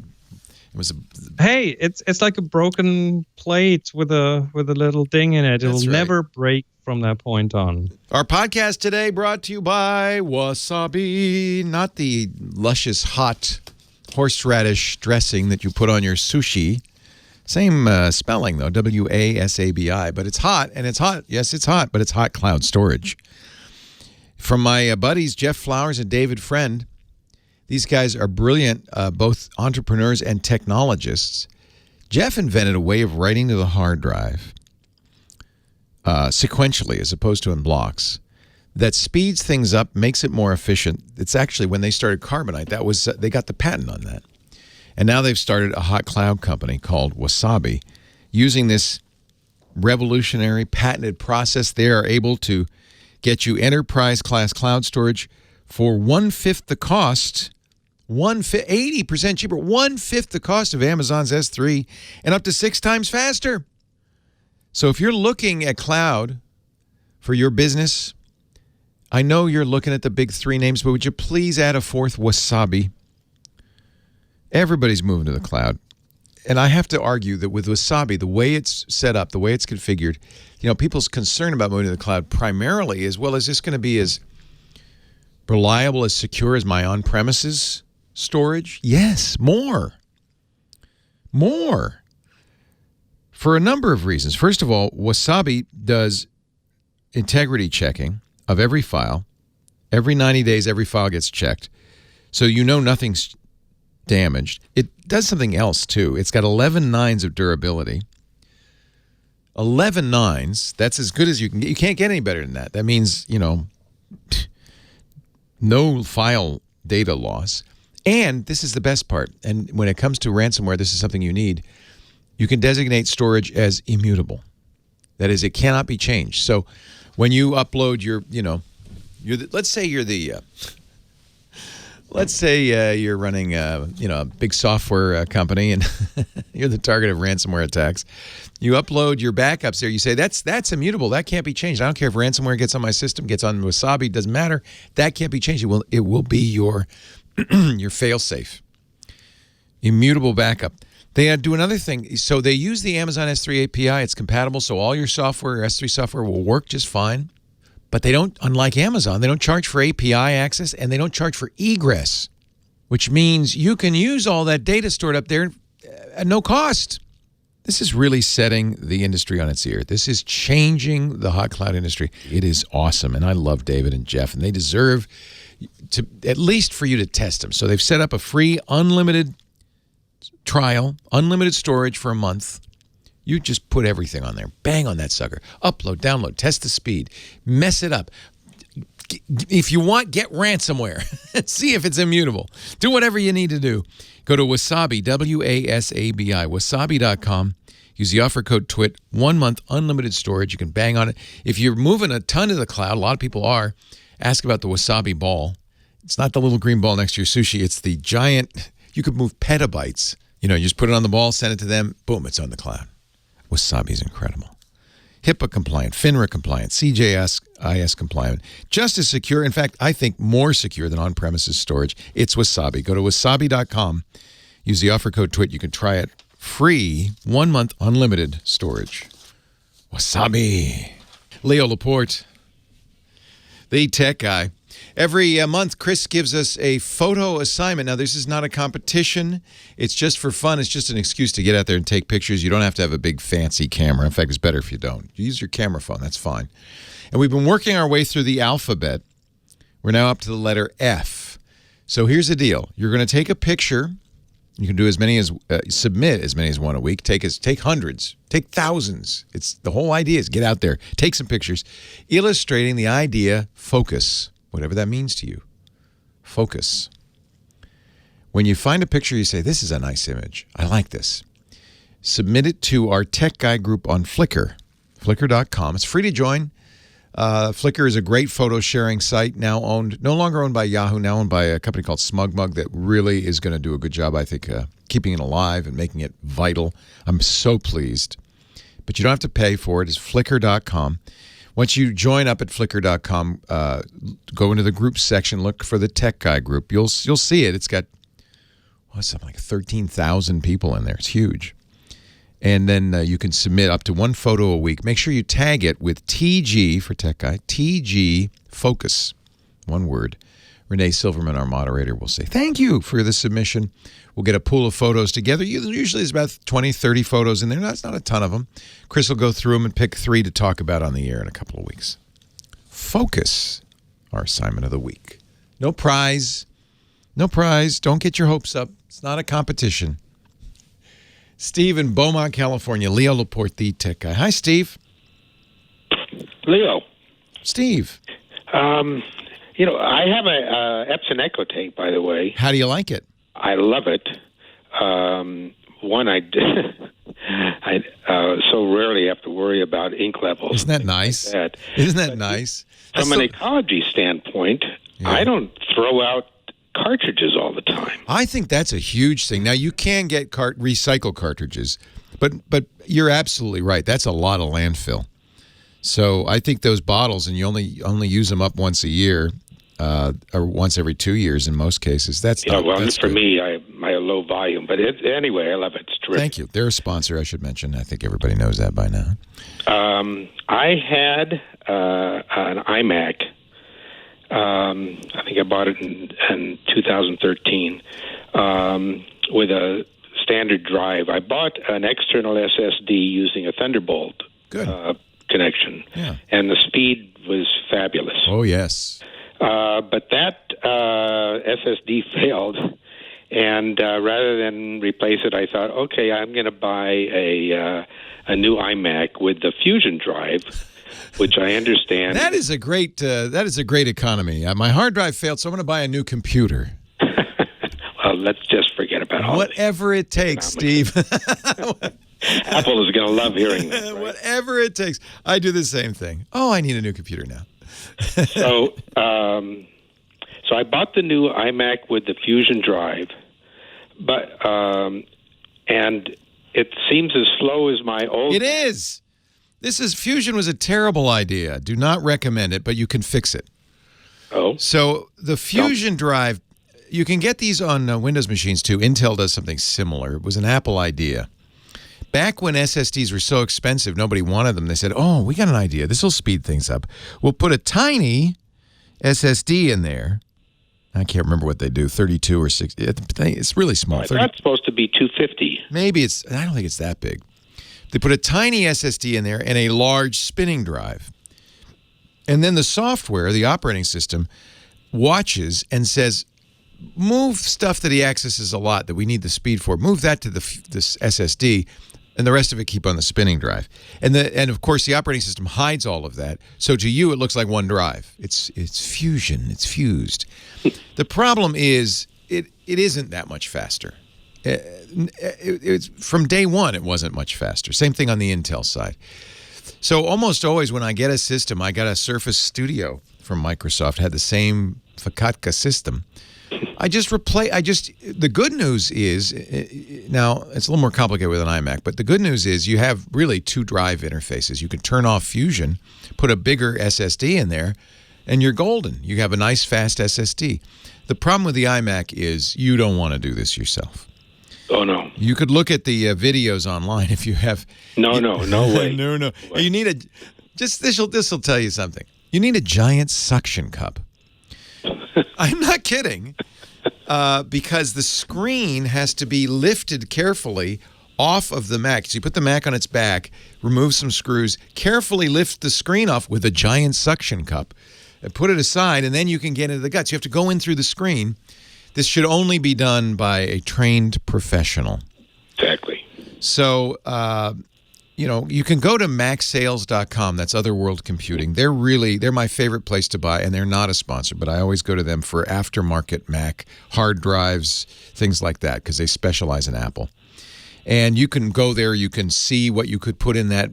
You can go by model number. You can see what you could put in it, how big it could be, how it could replace the Fusion drive.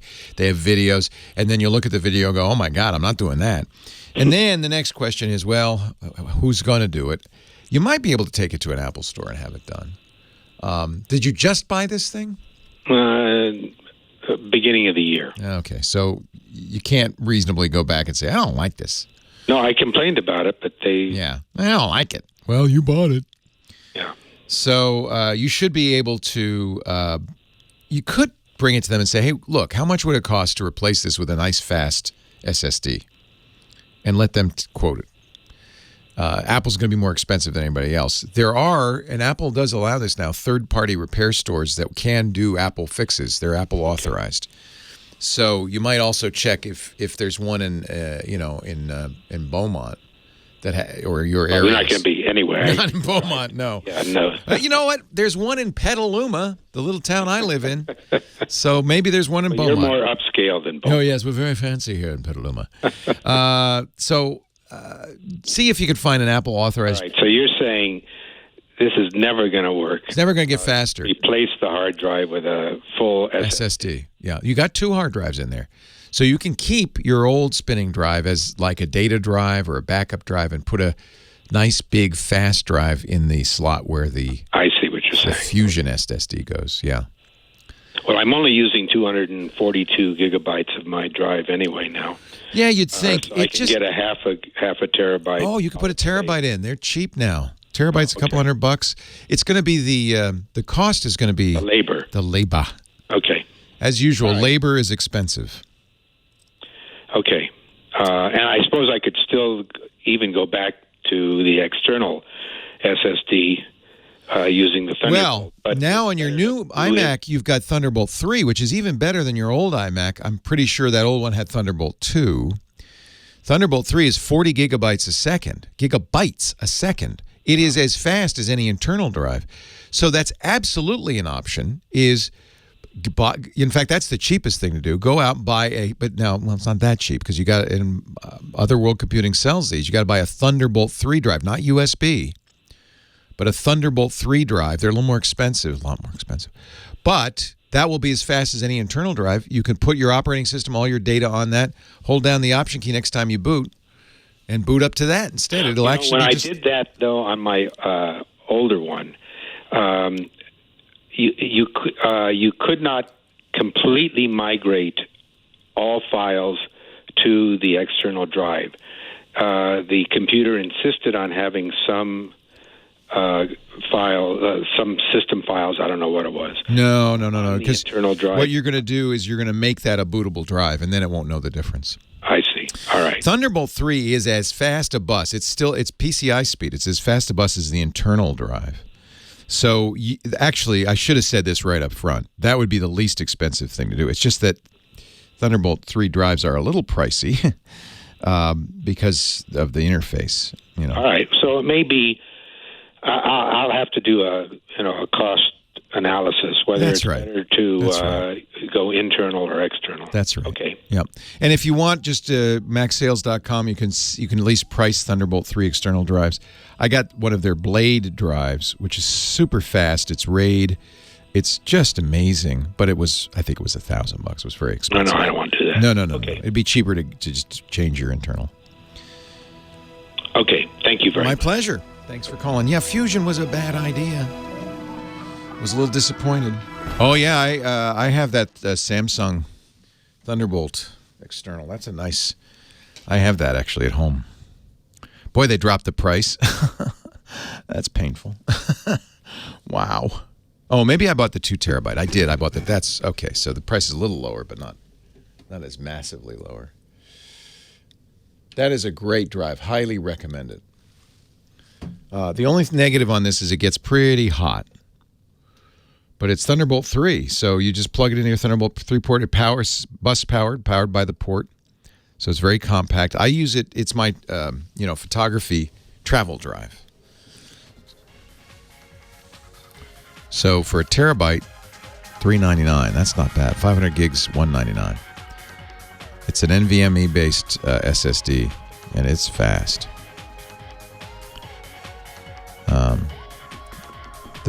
The drive is slower than the Thunderbolt.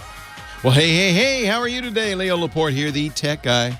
Time to talk computers, the internet, home theater, digital photography, smartphones, smart watches, all that jazz. 8888 Ask Leo, the phone number. 888-827-5536. That's toll free from anywhere in the U.S. or Canada. I'd love to hear from you if you want to talk about tech. I'm here for you, baby. 8888 Ask Leo. You know who else is here for you? Dr. Mom. Dr. Mom says there is a way to tell Google where your home is for the benefit of YouTube TV. Oh, there's actually a page. We'll put this in the show notes. There's actually a page you go to and you say, hey, Google, I'm not in Philadelphia. Remember, our caller was in Chickamauga, New York, and but Google YouTube TV thought he was in Philadelphia because that's where his T-Mobile service came from. So there is, I guess, this is not unusual, right? So Google has created a way for you to push a button and say, "No, I'm not there. I'm here." Thank you, Dr. Mom. She's awesome. 8888 Ask Leo is my phone number. Remember, you're not just calling to ask me. No, I can't answer every question. Of course not. No one could. But don't forget, we have a vast listening audience, hundreds of thousands of people listening, and there's a few hundred very smart people in the chat room too, and they can help us get almost any problem solved. Chat room is irc.twit.tv. If you want to be part of the Team Tech Guy, go on in there. Line 3, Jay in Providence, North Carolina. Hello, Jay. Hey, Leo, I was just going to see what you think I should use to detect and prevent cross-site scripting attacks. Oh, man, what a problem that is. The idea is you're on one site, and a form pops up, and you think it's that site, but really it's from another site, and you're entering in data like your password or a credit card number, and it doesn't go to the site you're on. It goes to another site. Cross-site scripting. And JavaScript, which is widely used on the internet, allows this. Of course, one way to prevent it would be to turn off JavaScript, but that would also make most of the web unusable. A lot of people do that with programs like NoScript. We talk about this a lot on Security Now. I'll tell you what I do, and I think it's sufficient, is I use a program called uBlock Origin. Are you familiar with that? Oh, yes. I didn't realize that it could stop it as well. Yeah, so uBlock Origin, it's nominally an ad blocker. By the way, do not get confused between that and uBlocker, which is an intentionally confusingly named Chrome extension which will steal your information. There's a couple of them. They claim to be ad blockers. They're not. Google has pulled them off, I hope, but they discovered that last week. uBlock Origin by Gorhill, Gorhill, is a Chrome, Firefox. I believe there's with a little work, you can get it working on Safari. Safari's kind of changed how it handles these extensions. But it is nominally an ad blocker, but the reason people block ads for a lot of reasons. One very good reason to block ads is not because you don't like ads or you don't want ads to fill up your screen, but because some ads are potentially cause insecurity. And ads are one way you get cross-site scripting, right? Because you buy what is nominally an ad, but in fact is a payload. And since a lot of ad networks are automated, nobody's checking them. This is how many well-known sites have become problematic.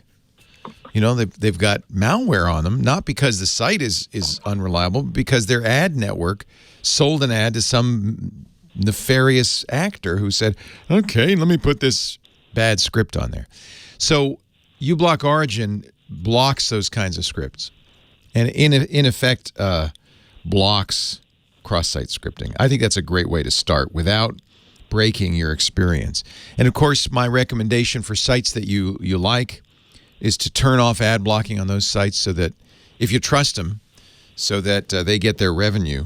But honestly, if somebody's going to have ads on their site and the ads are going to cause malware to be loaded onto your computer, I think it's completely ethical to block those ads because you don't know. You can't trust them. So that's what I do. I think that's sufficient. You should also pay attention. Lastpass, one of our sponsors, I love Lastpass, but they found a bug that was never in, the good news is it was fixed before anybody found out about it, but they found a bug that allowed a site to use the Chrome extension, Lastpass Chrome extension, to get the previous site's password, kind of another cross-site attack. And they fixed that. So that's the other thing you got to do is kind of keep your eye peeled for, make sure that Chrome extensions or any browser extension, those have access to everything you do on the net. You're kind of letting somebody into your house. So the fewer extensions you use, the better. Only use ones you really trust. And not all of them are trustworthy. So just because it's on the Chrome store or the Firefox store doesn't mean it's trustworthy. Okay. So I would say load a minimal set of Chrome extensions, but one of them, if you want to prevent cross-site scripting, is absolutely as great as uBlock Origin. It works on Firefox too. I use it on Firefox as well. That's my favorite browser these days is Firefox because of its improved privacy protection. That's the other thing. A good browser will protect you somewhat as well. And so if you go into the security settings on Firefox, you can block fingerprinters, you can block crypto miners, you can block third-party trackers. That is a very nice thing to do, and they do as much as they can as well to prevent this cross-site scripting. which is essentially one site pretending to be another site. So good question. I appreciate it. You know what? I'm going to keep my eye peeled. Maybe I'll ask Steve if he has, our security guy, if he has some other recommendations. But I feel pretty safe using uBlock Origin. It's blocking a lot of scripts that could be potentially malicious. Right. All right. Thanks for the call. I appreciate it. Really good question. We nowadays, unfortunately, the burden is on us to be security experts. That doesn't seem right. Doesn't seem right. But you kind of have to know. You got to, listen to this show. I think is a good start because I will let you know if there's issues. You can ask questions like that, and I'll give you my best answer. And tell you what I do. And your browser ultimately has got to be the key. And I would say once again, be very, very careful what extensions you put in there. My wife uses an extension. You probably have heard of it called Honey. GetHoney.com. It's a great extension. It when you're buying something, it will find coupon codes, offer codes on the net and apply it automatically. She says she saves a lot of money, hundreds of dollars a month using Honey. I said, Honey, you know why Honey's free? Because it sees everywhere you go. She says, I know. That's okay. That's okay because I get enough benefit out of it. And I think that's the answer to all of these privacy and security issues, in my opinion. Companies should be required to tell you what they're gathering, why they gather it, and who they're giving that information to. And you should get the choice. But you can't make a choice if you're not informed. And so many sites, so many companies just hide it. They either don't tell you or they hide it. They bury it in 1,000-page long terms of service, that kind of thing. Every company, Google, Yahoo, Facebook is a really good example of this. They should be very explicit right up front. Here's what we gather. Here's the information we know about you. Here's what we gather. Here's who we give this to. Here's what we do with it. And you make the choice. Am I getting enough benefit? And many of you will say, yeah, you know what? I get so much benefit out of Facebook or Google or that I'm willing to do that. Or Honey, I'm willing to do it. But you need to be informed. It's informed consent. And right now, I think a lot of times they just don't tell you. They just don't tell you. Honey. Chachi says, is that Honey with an E or a Y? Honey, GetHoney.com. It's actually, it's great. She saves a lot of money. But it's important you understand the reason that's free is because they're gathering information about stuff you buy so they can sell that to advertisers. If you don't mind, if it's worth $100 a month for you, which it probably is, but that's called informed consent. And that's, to me, that's absolutely the key. Leo Laporte, the tech guy, 8888 Ask Leo. Take a break. And we'll answer more of your questions in just a little bit. Stay here. Carbonite kind of moved out of the consumer space. They decided there wasn't enough money for in the consumer space. They went to the business. So even though for the last few years the ads we've done for Carbonite have not been for consumer backup, they've been for business. And then they didn't buy any more ads. So iDrive bought the ads, and I said fine. They also do remote PC, so they were very happy with the radio ads for remote PC. And they said, well, would you do iDrive? And I said, you bet. 5 years in a row, PC Magazine's Editor's Choice. That's pretty good.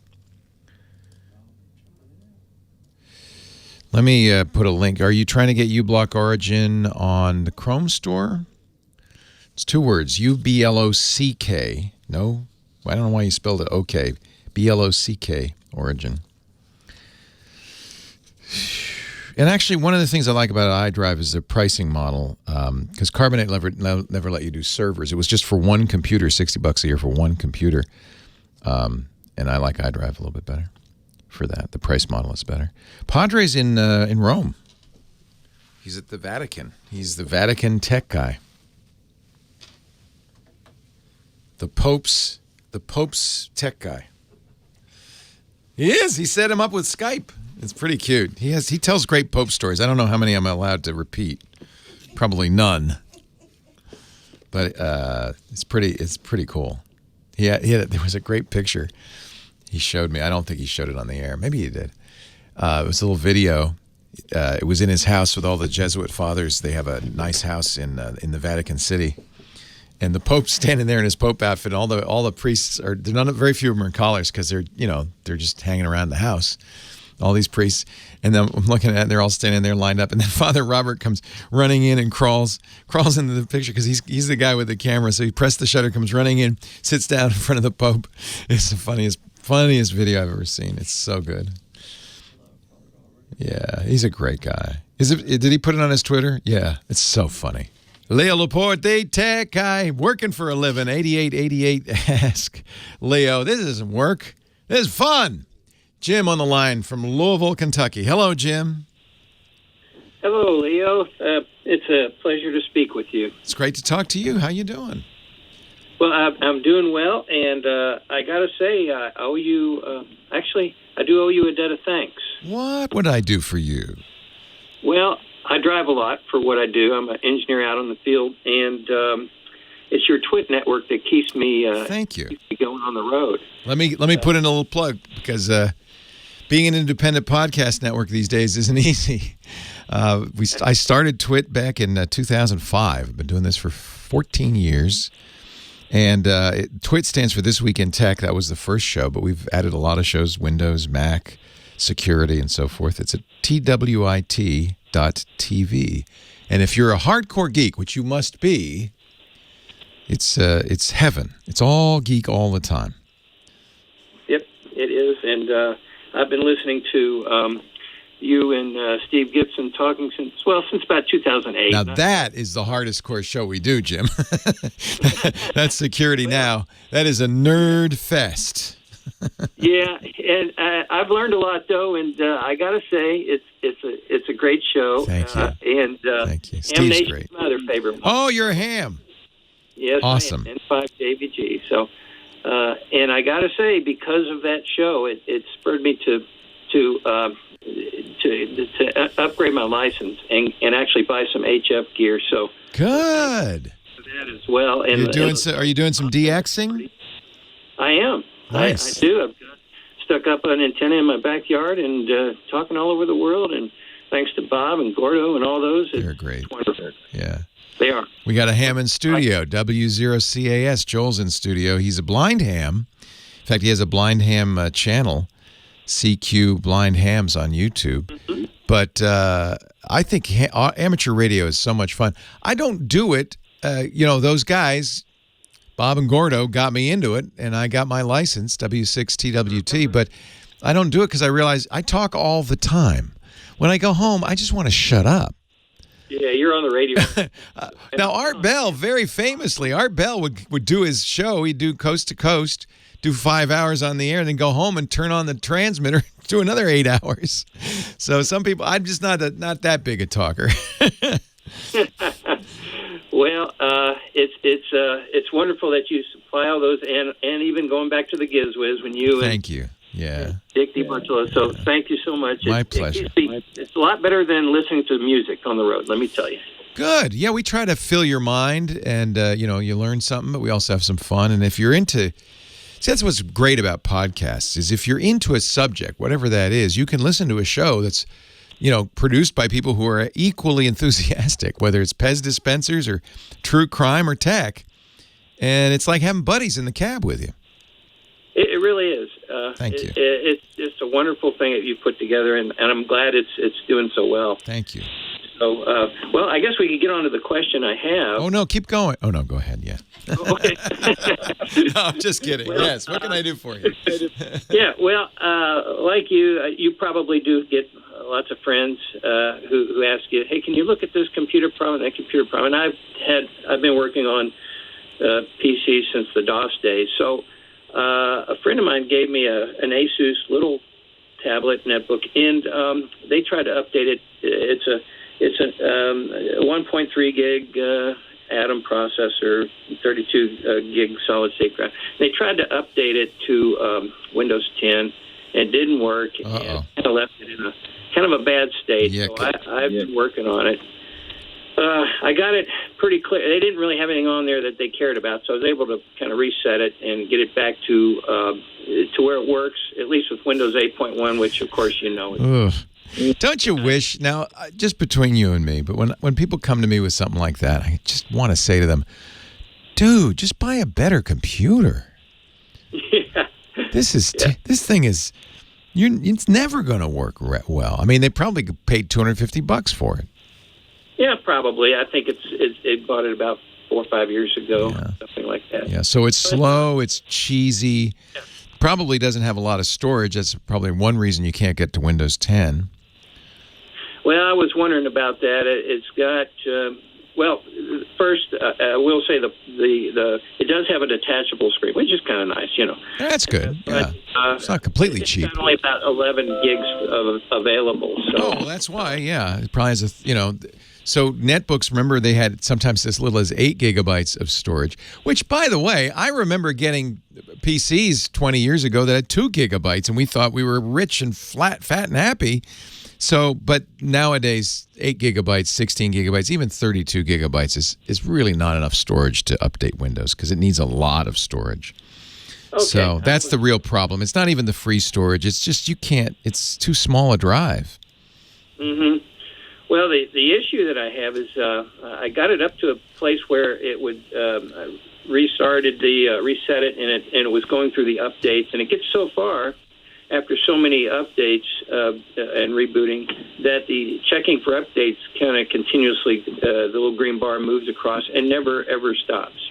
So days later it's still doing it, and I've tried everything. There was a Microsoft Technic program that a batch file that someone had put together. Put Linux on the darn thing. That thing is just too lightweight in terms of its storage, its RAM, its processor. It's just not. It's unfortunate because they're being cheap, but at the same time they're spending your time freely. Mm-hmm. And it's very nice of you, but at some point, this is why I don't help people with their computer, by the way. Because at some point, it's just like, well, I've spent hundreds of dollars of my time to get this cheap computer working.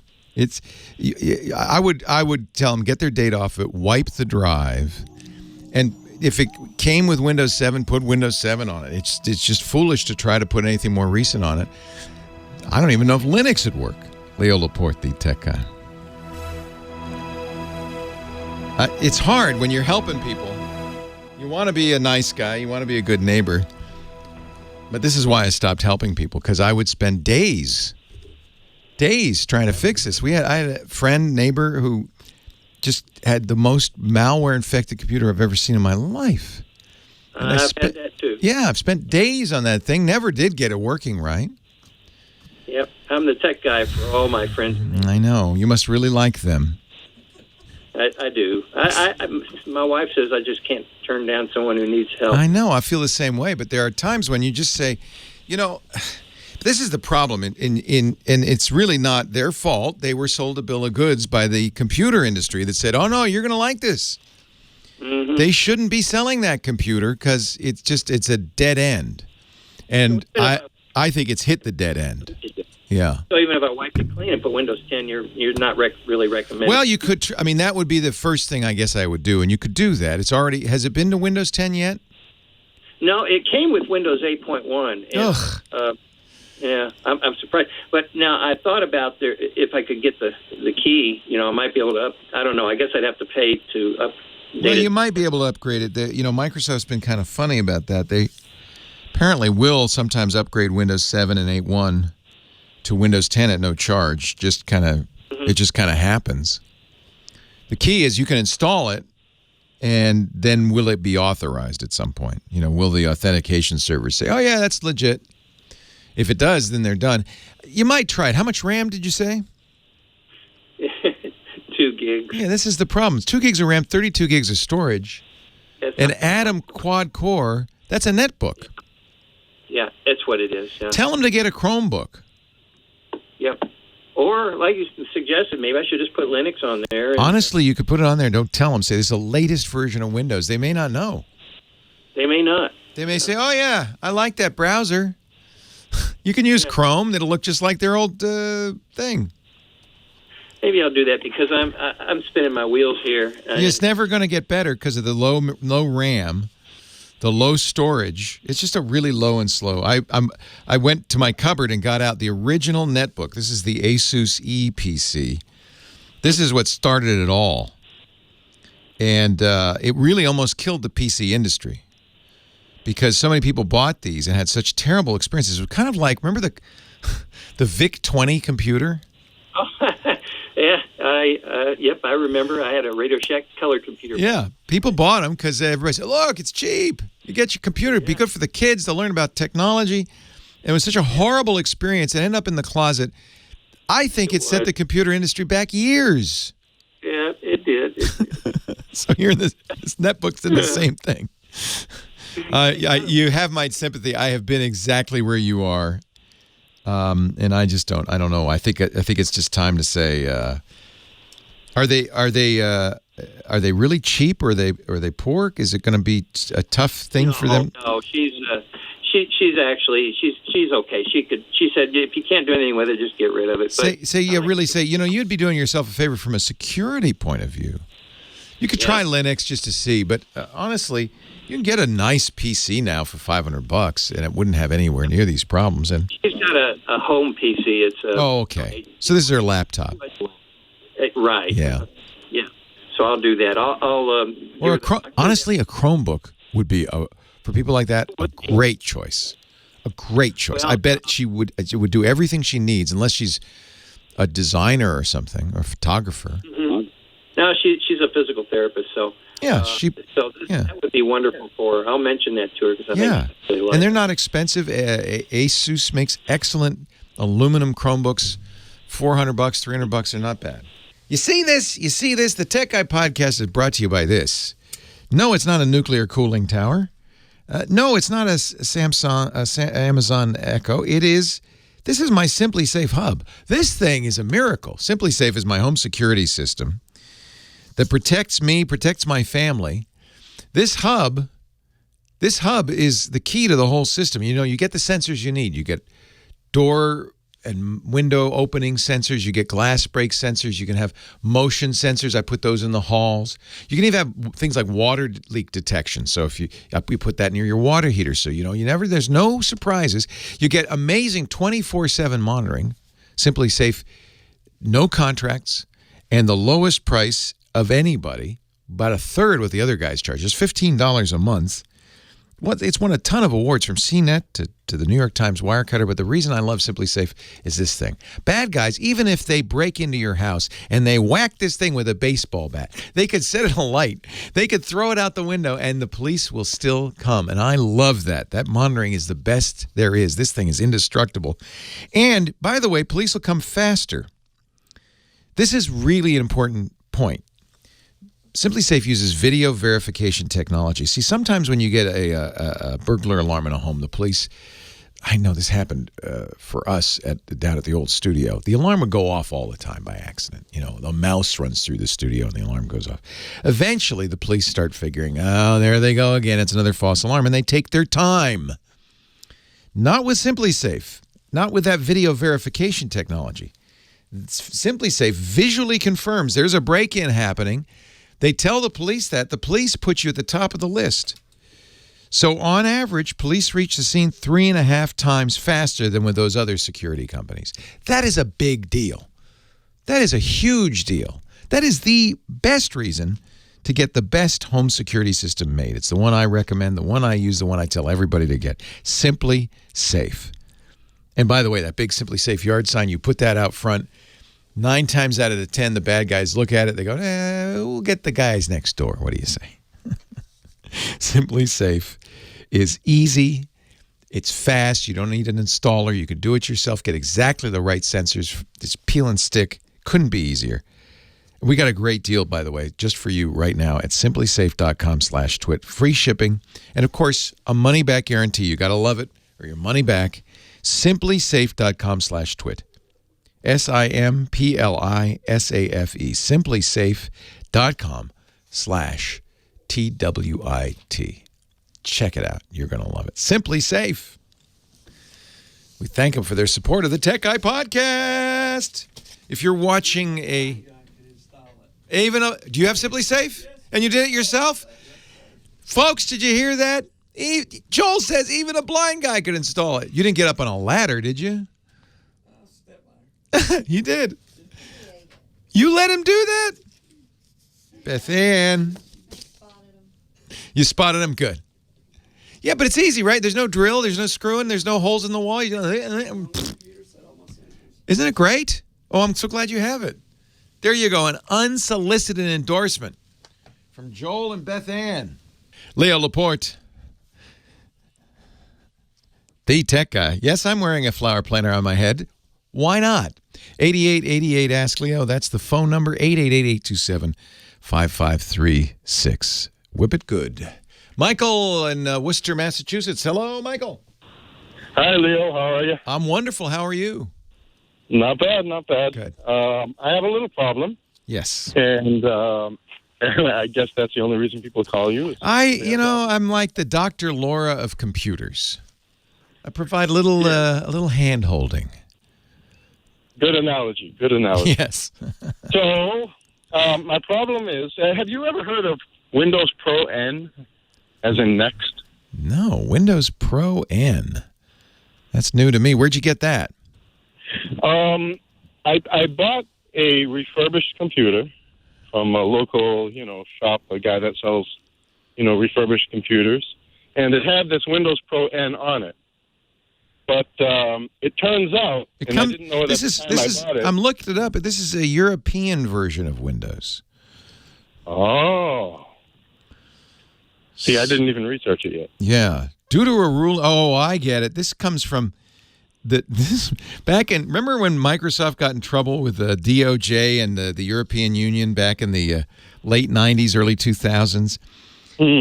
So the N version of Windows is a European version Microsoft created back in 2004 for the European Commission. Doesn't come with a bunch of stuff that the EU said, oh, that's anti-competitive, like Windows Media Player, like Skype, like music, like video. So it's missing a bunch of features. But otherwise, it's Windows. But the problem is the version that I got was a trial version. Oh, even worse. I didn't know that. Yeah. It didn't work. So the guy who sold you this system was a little shady.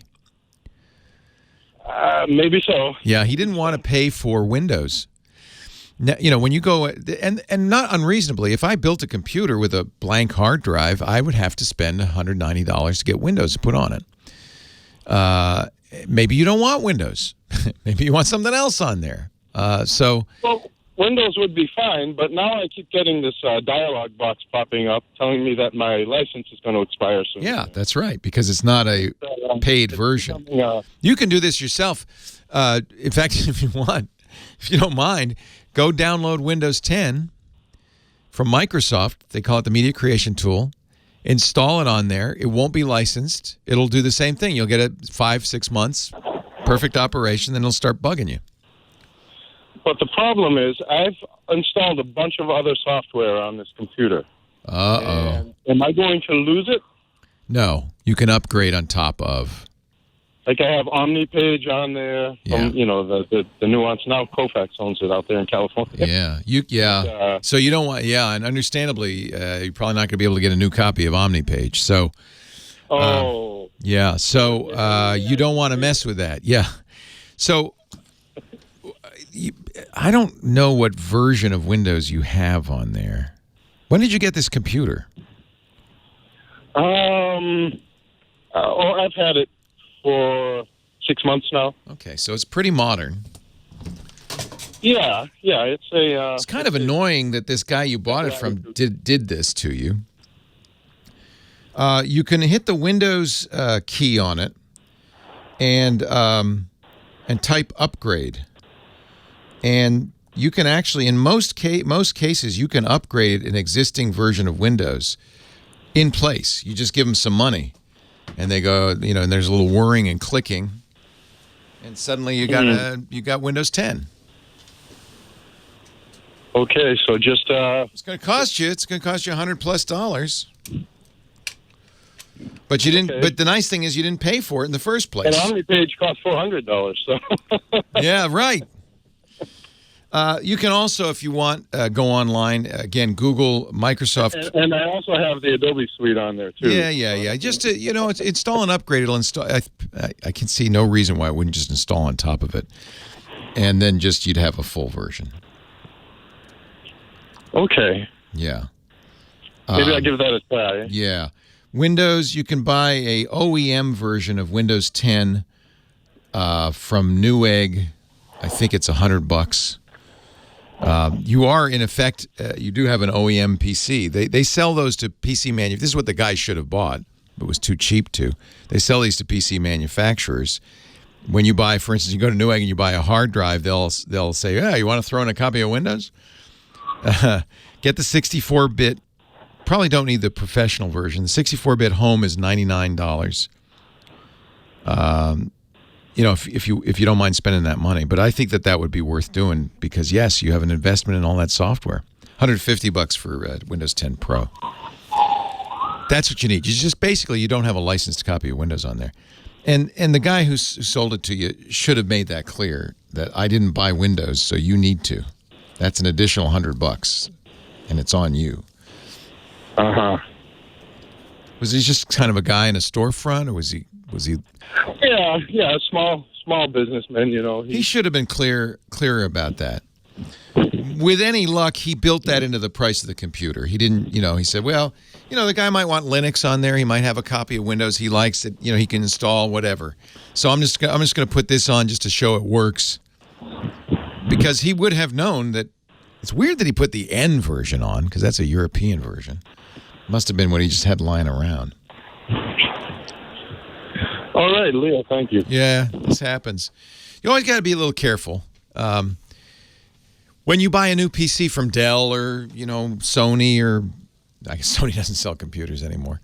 Lenovo, Asus, when you buy a new computer, built into the price of it is a copy of Windows. It'll say, too, you look at the manifest of what you're buying. It'll say Windows 10 Home, Windows 10 Pro. It'll say what you're getting. Microsoft charges these, they call them OEMs, original equipment manufacturers, charges these guys a small amount of money. We don't know. They've never said. $50. I don't know what it is. A small amount of money to put Windows on there. And so you get an OEM license, and it's licensed to use Windows. That's how most people get Windows. Most of you have never bought Windows outright, right? You never went to the store and bought a box of Windows. I'll take a carton of Windows, please, and some matches. You don't. It just comes with a computer. So PC Guy 88 says you can install Windows 10N from an OEM install ISO if you don't supply a key. So that's why, right? That was the version that the guy on the storefront could install without putting a key in. The right thing to do would tell you, look, you're getting a bare bones computer. It doesn't have an operating system on it. It could quite reasonably, in fact, maybe this is a chance for you if you've ever thought, oh no, because you want to use OmniPage, right? I was going to say this would be a good chance for you to try Linux. I'm always trying to get that in, aren't I? No, because you want to keep that software you put on there. You want to keep it running. You can almost certainly upgrade it by just buying a copy of Windows, either downloading it or maybe even do it from the Windows menu. Buy it and upgrade it, and it should upgrade in place, should not modify anything. I would back up all your data anyway. Anytime you're installing or upgrading your operating system, you should have a good backup all the time. All the time. I have to say, though, as you know, I'm a fan of Linux. It's free. It's a very capable operating system, kept up to date automatically. A lot of people are looking in January at the end of life of Windows 7 saying, well, what do I have to buy $100? Actually, it'd be a $200 version of Windows to keep this thing going. I just got this computer. What the what? What the what? Linux is a great choice. I like Pop OS, POP_OS from System 76. If you just Google Pop OS, you'll find it. It's easy to install, installs on almost all PC hardware. And honestly, it's as easy to use, in my opinion, as Windows. You can't use Windows software very well with it. Actually, you can, but it takes a little extra effort. But there's Linux software in almost every category. Leo Laporte, the tech guy. System 76, didn't you buy? I have bought 4 or 5 computers from them. I love them. Nowadays, I like Lenovo's. This is running Pop OS. It's a Lenovo. And There are certain brands like Dell, the Dell XPS, and these Lenovo ThinkPads the Linux developers particularly like. So they're almost always very well supported because these guys, they're supporting the hardware they use. And so you don't have to buy a System 76 computer to use Pop! OS. And I just think they've done a great job making it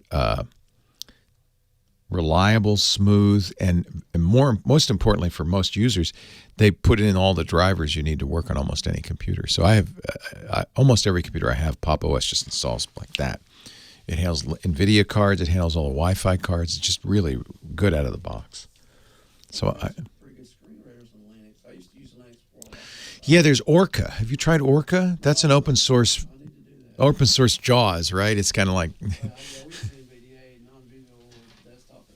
Is that good? It's pretty good. It's free. Yeah. JAWS is so expensive. Yeah, NVIDIA is free, and it's some of the developers from JAWS has went over. Oh, nice. Yeah, I think people who make assistive software just assume, insurance will pay for it, or the state will pay for it, or the government will pay for it. So we'll charge a lot of money. But I think that's nice. There's a movement to making this stuff for free. I think that's really important because not everybody can afford it. Not everybody's on assistance, right? So, yeah. What is your business? We have a vending business. We walk nice. Prisons, and we fill vending machines. Prison vending machines? Yeah, it's for the family when they come to visit. They can buy a candy bar and give it to some. Oh. Cappuccino. Oh. How'd you get into that business? That's kind of. That's really cool. Yeah, been done for, the federal government does that? Well, actually, it's a federal law, but each state government implements their own program. Nice. In every state. That's awesome. I love it. Now, are you blind from birth, or did you? I've been legally blind my whole life. Your whole life. My mother had German measles. Oh man. He lost his sighted eye about 5 years ago. Oh, so you had one good eye, one goodish eye. Oh, not bad. Nice. Oh, I'm sorry. And that's when I got to hear this real quick story. I was listening to this show one day, and a guy from Crossville, Tennessee called in. His name's Ed, AK4ED. He was a ham. Oh, yeah. He said, I'm a blind ham in Crossville, Tennessee. I said, holy cow, I live in Crossville, Tennessee. Oh, that's neat. I had a buddy of mine that I went to school with that was a ham, and I said, I'll try to get my license. So my orthopedic surgeon, I got a bad back with a bunch of metal. So I was at the doctor. I said, I know you're a ham, and I like to study for my license. He got on the phone right then, and called the president of the local. This is why I love amateur radio. It is such a great community. I got to meet that guy, Ed. Oh, I love it. I'm a ham now because. Isn't it a great community? It's just such a great community. Everybody just helps everybody. They're so wonderful. And they help the world because when there's emergencies, man, you better hope you got some hams in your neighborhood. Yeah. Do you go out and do field day and stuff like that? Or good for you. Nice. And you're an Aries. Are you an Aries? Yes, we're Aries. That's great. I've been for 3.5 years. Been on HF for 2 years, and I got 96 countries. That is nice. Did you get the cards? I got the cards. Oh, that's great. You got your QSL cards? I supposedly have some QSL cards somewhere, but I don't know where they are. I think I'm going to do this when I retire because I'm going to be wanting to be talking. My wife's going to say, can you just go in your shack and shut up? Yeah, thank you, Lady Laura. A++ day. Now that she figured out where all the buttons are, she's our musical director. We're going to get Big Pee-wee to give her the baton next. Ooh. Thanks to Kim Schaffer, too. She is the unbreakable phone angel. Most of all, thanks to you for listening. The Tech Guy Show, we couldn't do it without you. It'd be silly for all of us to be sitting around talking if nobody were listening. So thank you. Don't forget that at the end of the show goes on the website at techguylabs.com. We put audio and video from shows. There's a whole bunch of them up there. Let me see here. This actually like 1,600 some shows up there. Audio and video, text, answers to all the questions, and a chance for you to add your thoughts too. There's a little comment section. There's no charge to the website, no sign up, but we do ask you if you're going to leave comments to sign in with your Twitter or your Facebook or your Google, and that is not because we want to know anything about you. We we want to slow down spammers, because spammers are always a big problem on the internet. So, that's just a speed bump. That's all that is. And I hope you won't let that stop you, because your comments are very valuable. TechGuyLabs.com. Everything is there. Plus a link to the podcast network that we were talking about earlier. If you want to get a little more geeky, maybe get into ham radio with our Ham Nation show, or talk about Windows or Macintosh with Windows Weekly or Mac Break Weekly. We do a big tech roundtable, news roundtable every Sunday right after the radio show called This Week in Tech. So there's a bunch of stuff there. And it's linked from techguylabs.com, our website. Al is in Los Angeles. He has an answer for our friend who's got his T-Mobile all in a twisted in a knot with YouTube TV. Hello, Al. Mr. Leo, how are you, sir? I'm well. Thank you for calling. How are you? Good, and I want to thank you for spreading the word of Linux. I've saved numerous people's computers running old Windows versions, so it is fantastic. So you don't think I'm nuts? No, if you are, you're like me, so I don't know if that's good or bad. You're not a judge. Exactly, You're right. Not the guy to judge. I think anybody who comes on a show talking about technology in front of normal people probably would be smart to just stick to Windows, Macintosh, iOS, and Android. But I can't help but proselytize for this free operating system that is just better and better all the time. I honestly think it's the best operating system out there. So. I think so. I call myself now the 13-year Linux novice, and the first time I called, you were kind enough to say, "Aren't we all?" That's the truth. Now maybe that's the thing that scares people away. They may say, "Well, I know Windows or I know Mac. What am I going to start over again for?" But exactly. Oh man, it's just I'm sitting in front of a ThinkPad, IBM ThinkPad with a Pop OS version of Linux running on it, and it's just perfect. It's just perfect. I run Linux Mint, and it's based on Debian Ubuntu, and I just love it. And the nice thing about Mint, it's very Windows-like. If you're used to Windows, it's got a start menu. It's got all the things you're kind of used to. So that's a very good place to start. I agree. But going back to, I'm no longer in the Los Angeles area. I'm somewhere in the Southwest, and I wanted to keep my LA station, so I run a VPN. Oh, that's a clever idea. Thank you. And once in a while, the VPN gets disconnected, and then YouTube TV goes, "Oh, we see you're in such and such." Oh, no, I'm not. No, I'm not. I close the tab. And I run Chromium, so the open source version of Chrome. Right. And what I do is, gets a little technical. I go into the directory. I delete the entire, under .config, the Chromium directory. Start clean, with no plugins, not signed in. I then sign into my YouTube TV account. Clever. And then it says, "We need to know your location." I make sure I'm connected to the VPN in California. See, that's the key. When you're using a virtual private network, depending on the provider, many providers will allow you to choose the location of the server. That's where you'll emerge onto the public internet. And for all intents and purposes, any site you go to will say, "Oh, he's in Los Angeles." Exactly. Yeah. And then I rebuild the Chromium, then I'll sign in and I'll say, "Do you want to sync?" Yeah, once they know I'm in Los Angeles, it shows like the LA zip code. Then I could do my sync, sign into, Gmail, and everything's hunky-dory. Just make sure if you do that, you back up your bookmarks. If you have a bunch of tabs open, you know where you were. Good tip. But so far, it's worked on several Linux computers. Good tip. Especially like now, there is one drawback. Companies that are aware of this, and I'm sure Google and YouTube are, sometimes block VPNs. So I'll give you an example, which is Netflix. Netflix is very geographically limited. So you travel out of the country, you can't see the U.S. version of Netflix.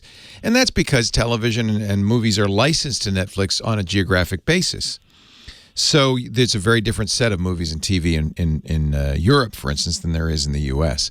So Netflix, because they don't want people to do what you're doing, actively look for VPNs and block them.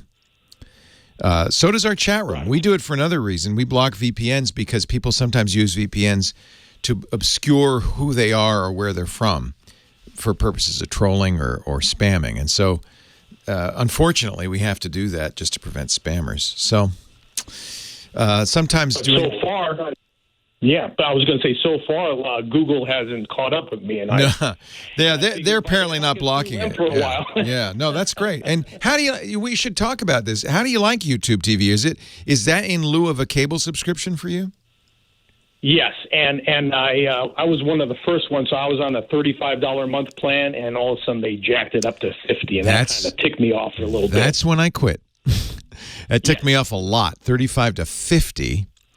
And so I already had a cable subscription, but I just used it for convenience. So I quit. And then NFL season came along a couple of weeks ago, and my wife said, "Hey, what happened to the YouTube TV? I want to watch the game." Because she was watching it at work on YouTube TV. So we have a brand shiny new YouTube TV subscription once again. There we go. Yep. If I could I know you're busy. If I could make a shout out to Steve Gibson. I listened to him yesterday, and he's fantastic, but he gives me nightmares, just to let you know. Steve is a national treasure. He's a security guru and is the host of our Security Now show. And, the nightmares are, oh, my God, the bad guys are winning. It's terrifying. I told Steve we're going to start calling this the Ransomware and Breach Show. Every week, new database breaches, new ransomware attacks. It is a scary time. But, I have to say, it is possible to survive on the internet, partly because you're using Linux. I bet you feel pretty good, and not get hacked. I have not had a problem. Well, I tell people, even though people I work on their computers, I say nothing is bulletproof. So you got to get that image out of your mind. If they could break into government computers, no one's safe. Yeah, that's the example I use, but it's different. The example I use, even more secure than the government computers, the casino back end in Las Vegas, run by the Sands. If you're gonna have a secure network, it's going to be the back end operation for casinos in Las Vegas, running millions of dollars through them a day. Obviously, number one target. They got hacked by the Iranian government a couple of years ago. And, I didn't know that. Yeah, Sheldon Adelson's Sands operation was hacked. And that's when I realized if you're the target of a nation state, if a government wants your stuff, there's nothing you can do about it. They're going to get it. They're just going to get true. it. Yep. But most of us are not. Most of us are not spies, dissidents. We're just normal people, so we're probably okay. Just keep your head low. Hey, great to talk to you. I may see you in CES in Las Vegas. I'm thinking about going. We're going to go this year. Look for me and Aunt Pruitt. We're going to be going around shooting booth by booth. We're going to have a lot of fun, and that'll be streamed up on our Twit network. Great to talk to you. Thank you, Leo. I'll see you in Vegas in January. Hey, it's Leo Laporte, the Tech Guy. I hope you had a great time. I did. We'll see you next time. Have a great Geek Week. Well, that's it for the Tech Guy Show for today. Thank you so much for being here. And don't forget, TWIT, T-W-I-T. It stands for This Week in Tech, and you'll find it at twit.tv, including the podcasts for this show. We talk about Windows on Windows Weekly, Macintosh on Mac Break Weekly, iPads, iPhones, Apple Watches on iOS Today, security on Security Now. I can go on and on and on. And, of course, the big show every Sunday afternoon, This Week in Tech. You'll find it all at twit.tv. And I'll be back next week with another great Tech Guys show. Thanks for joining me. We'll see you next time.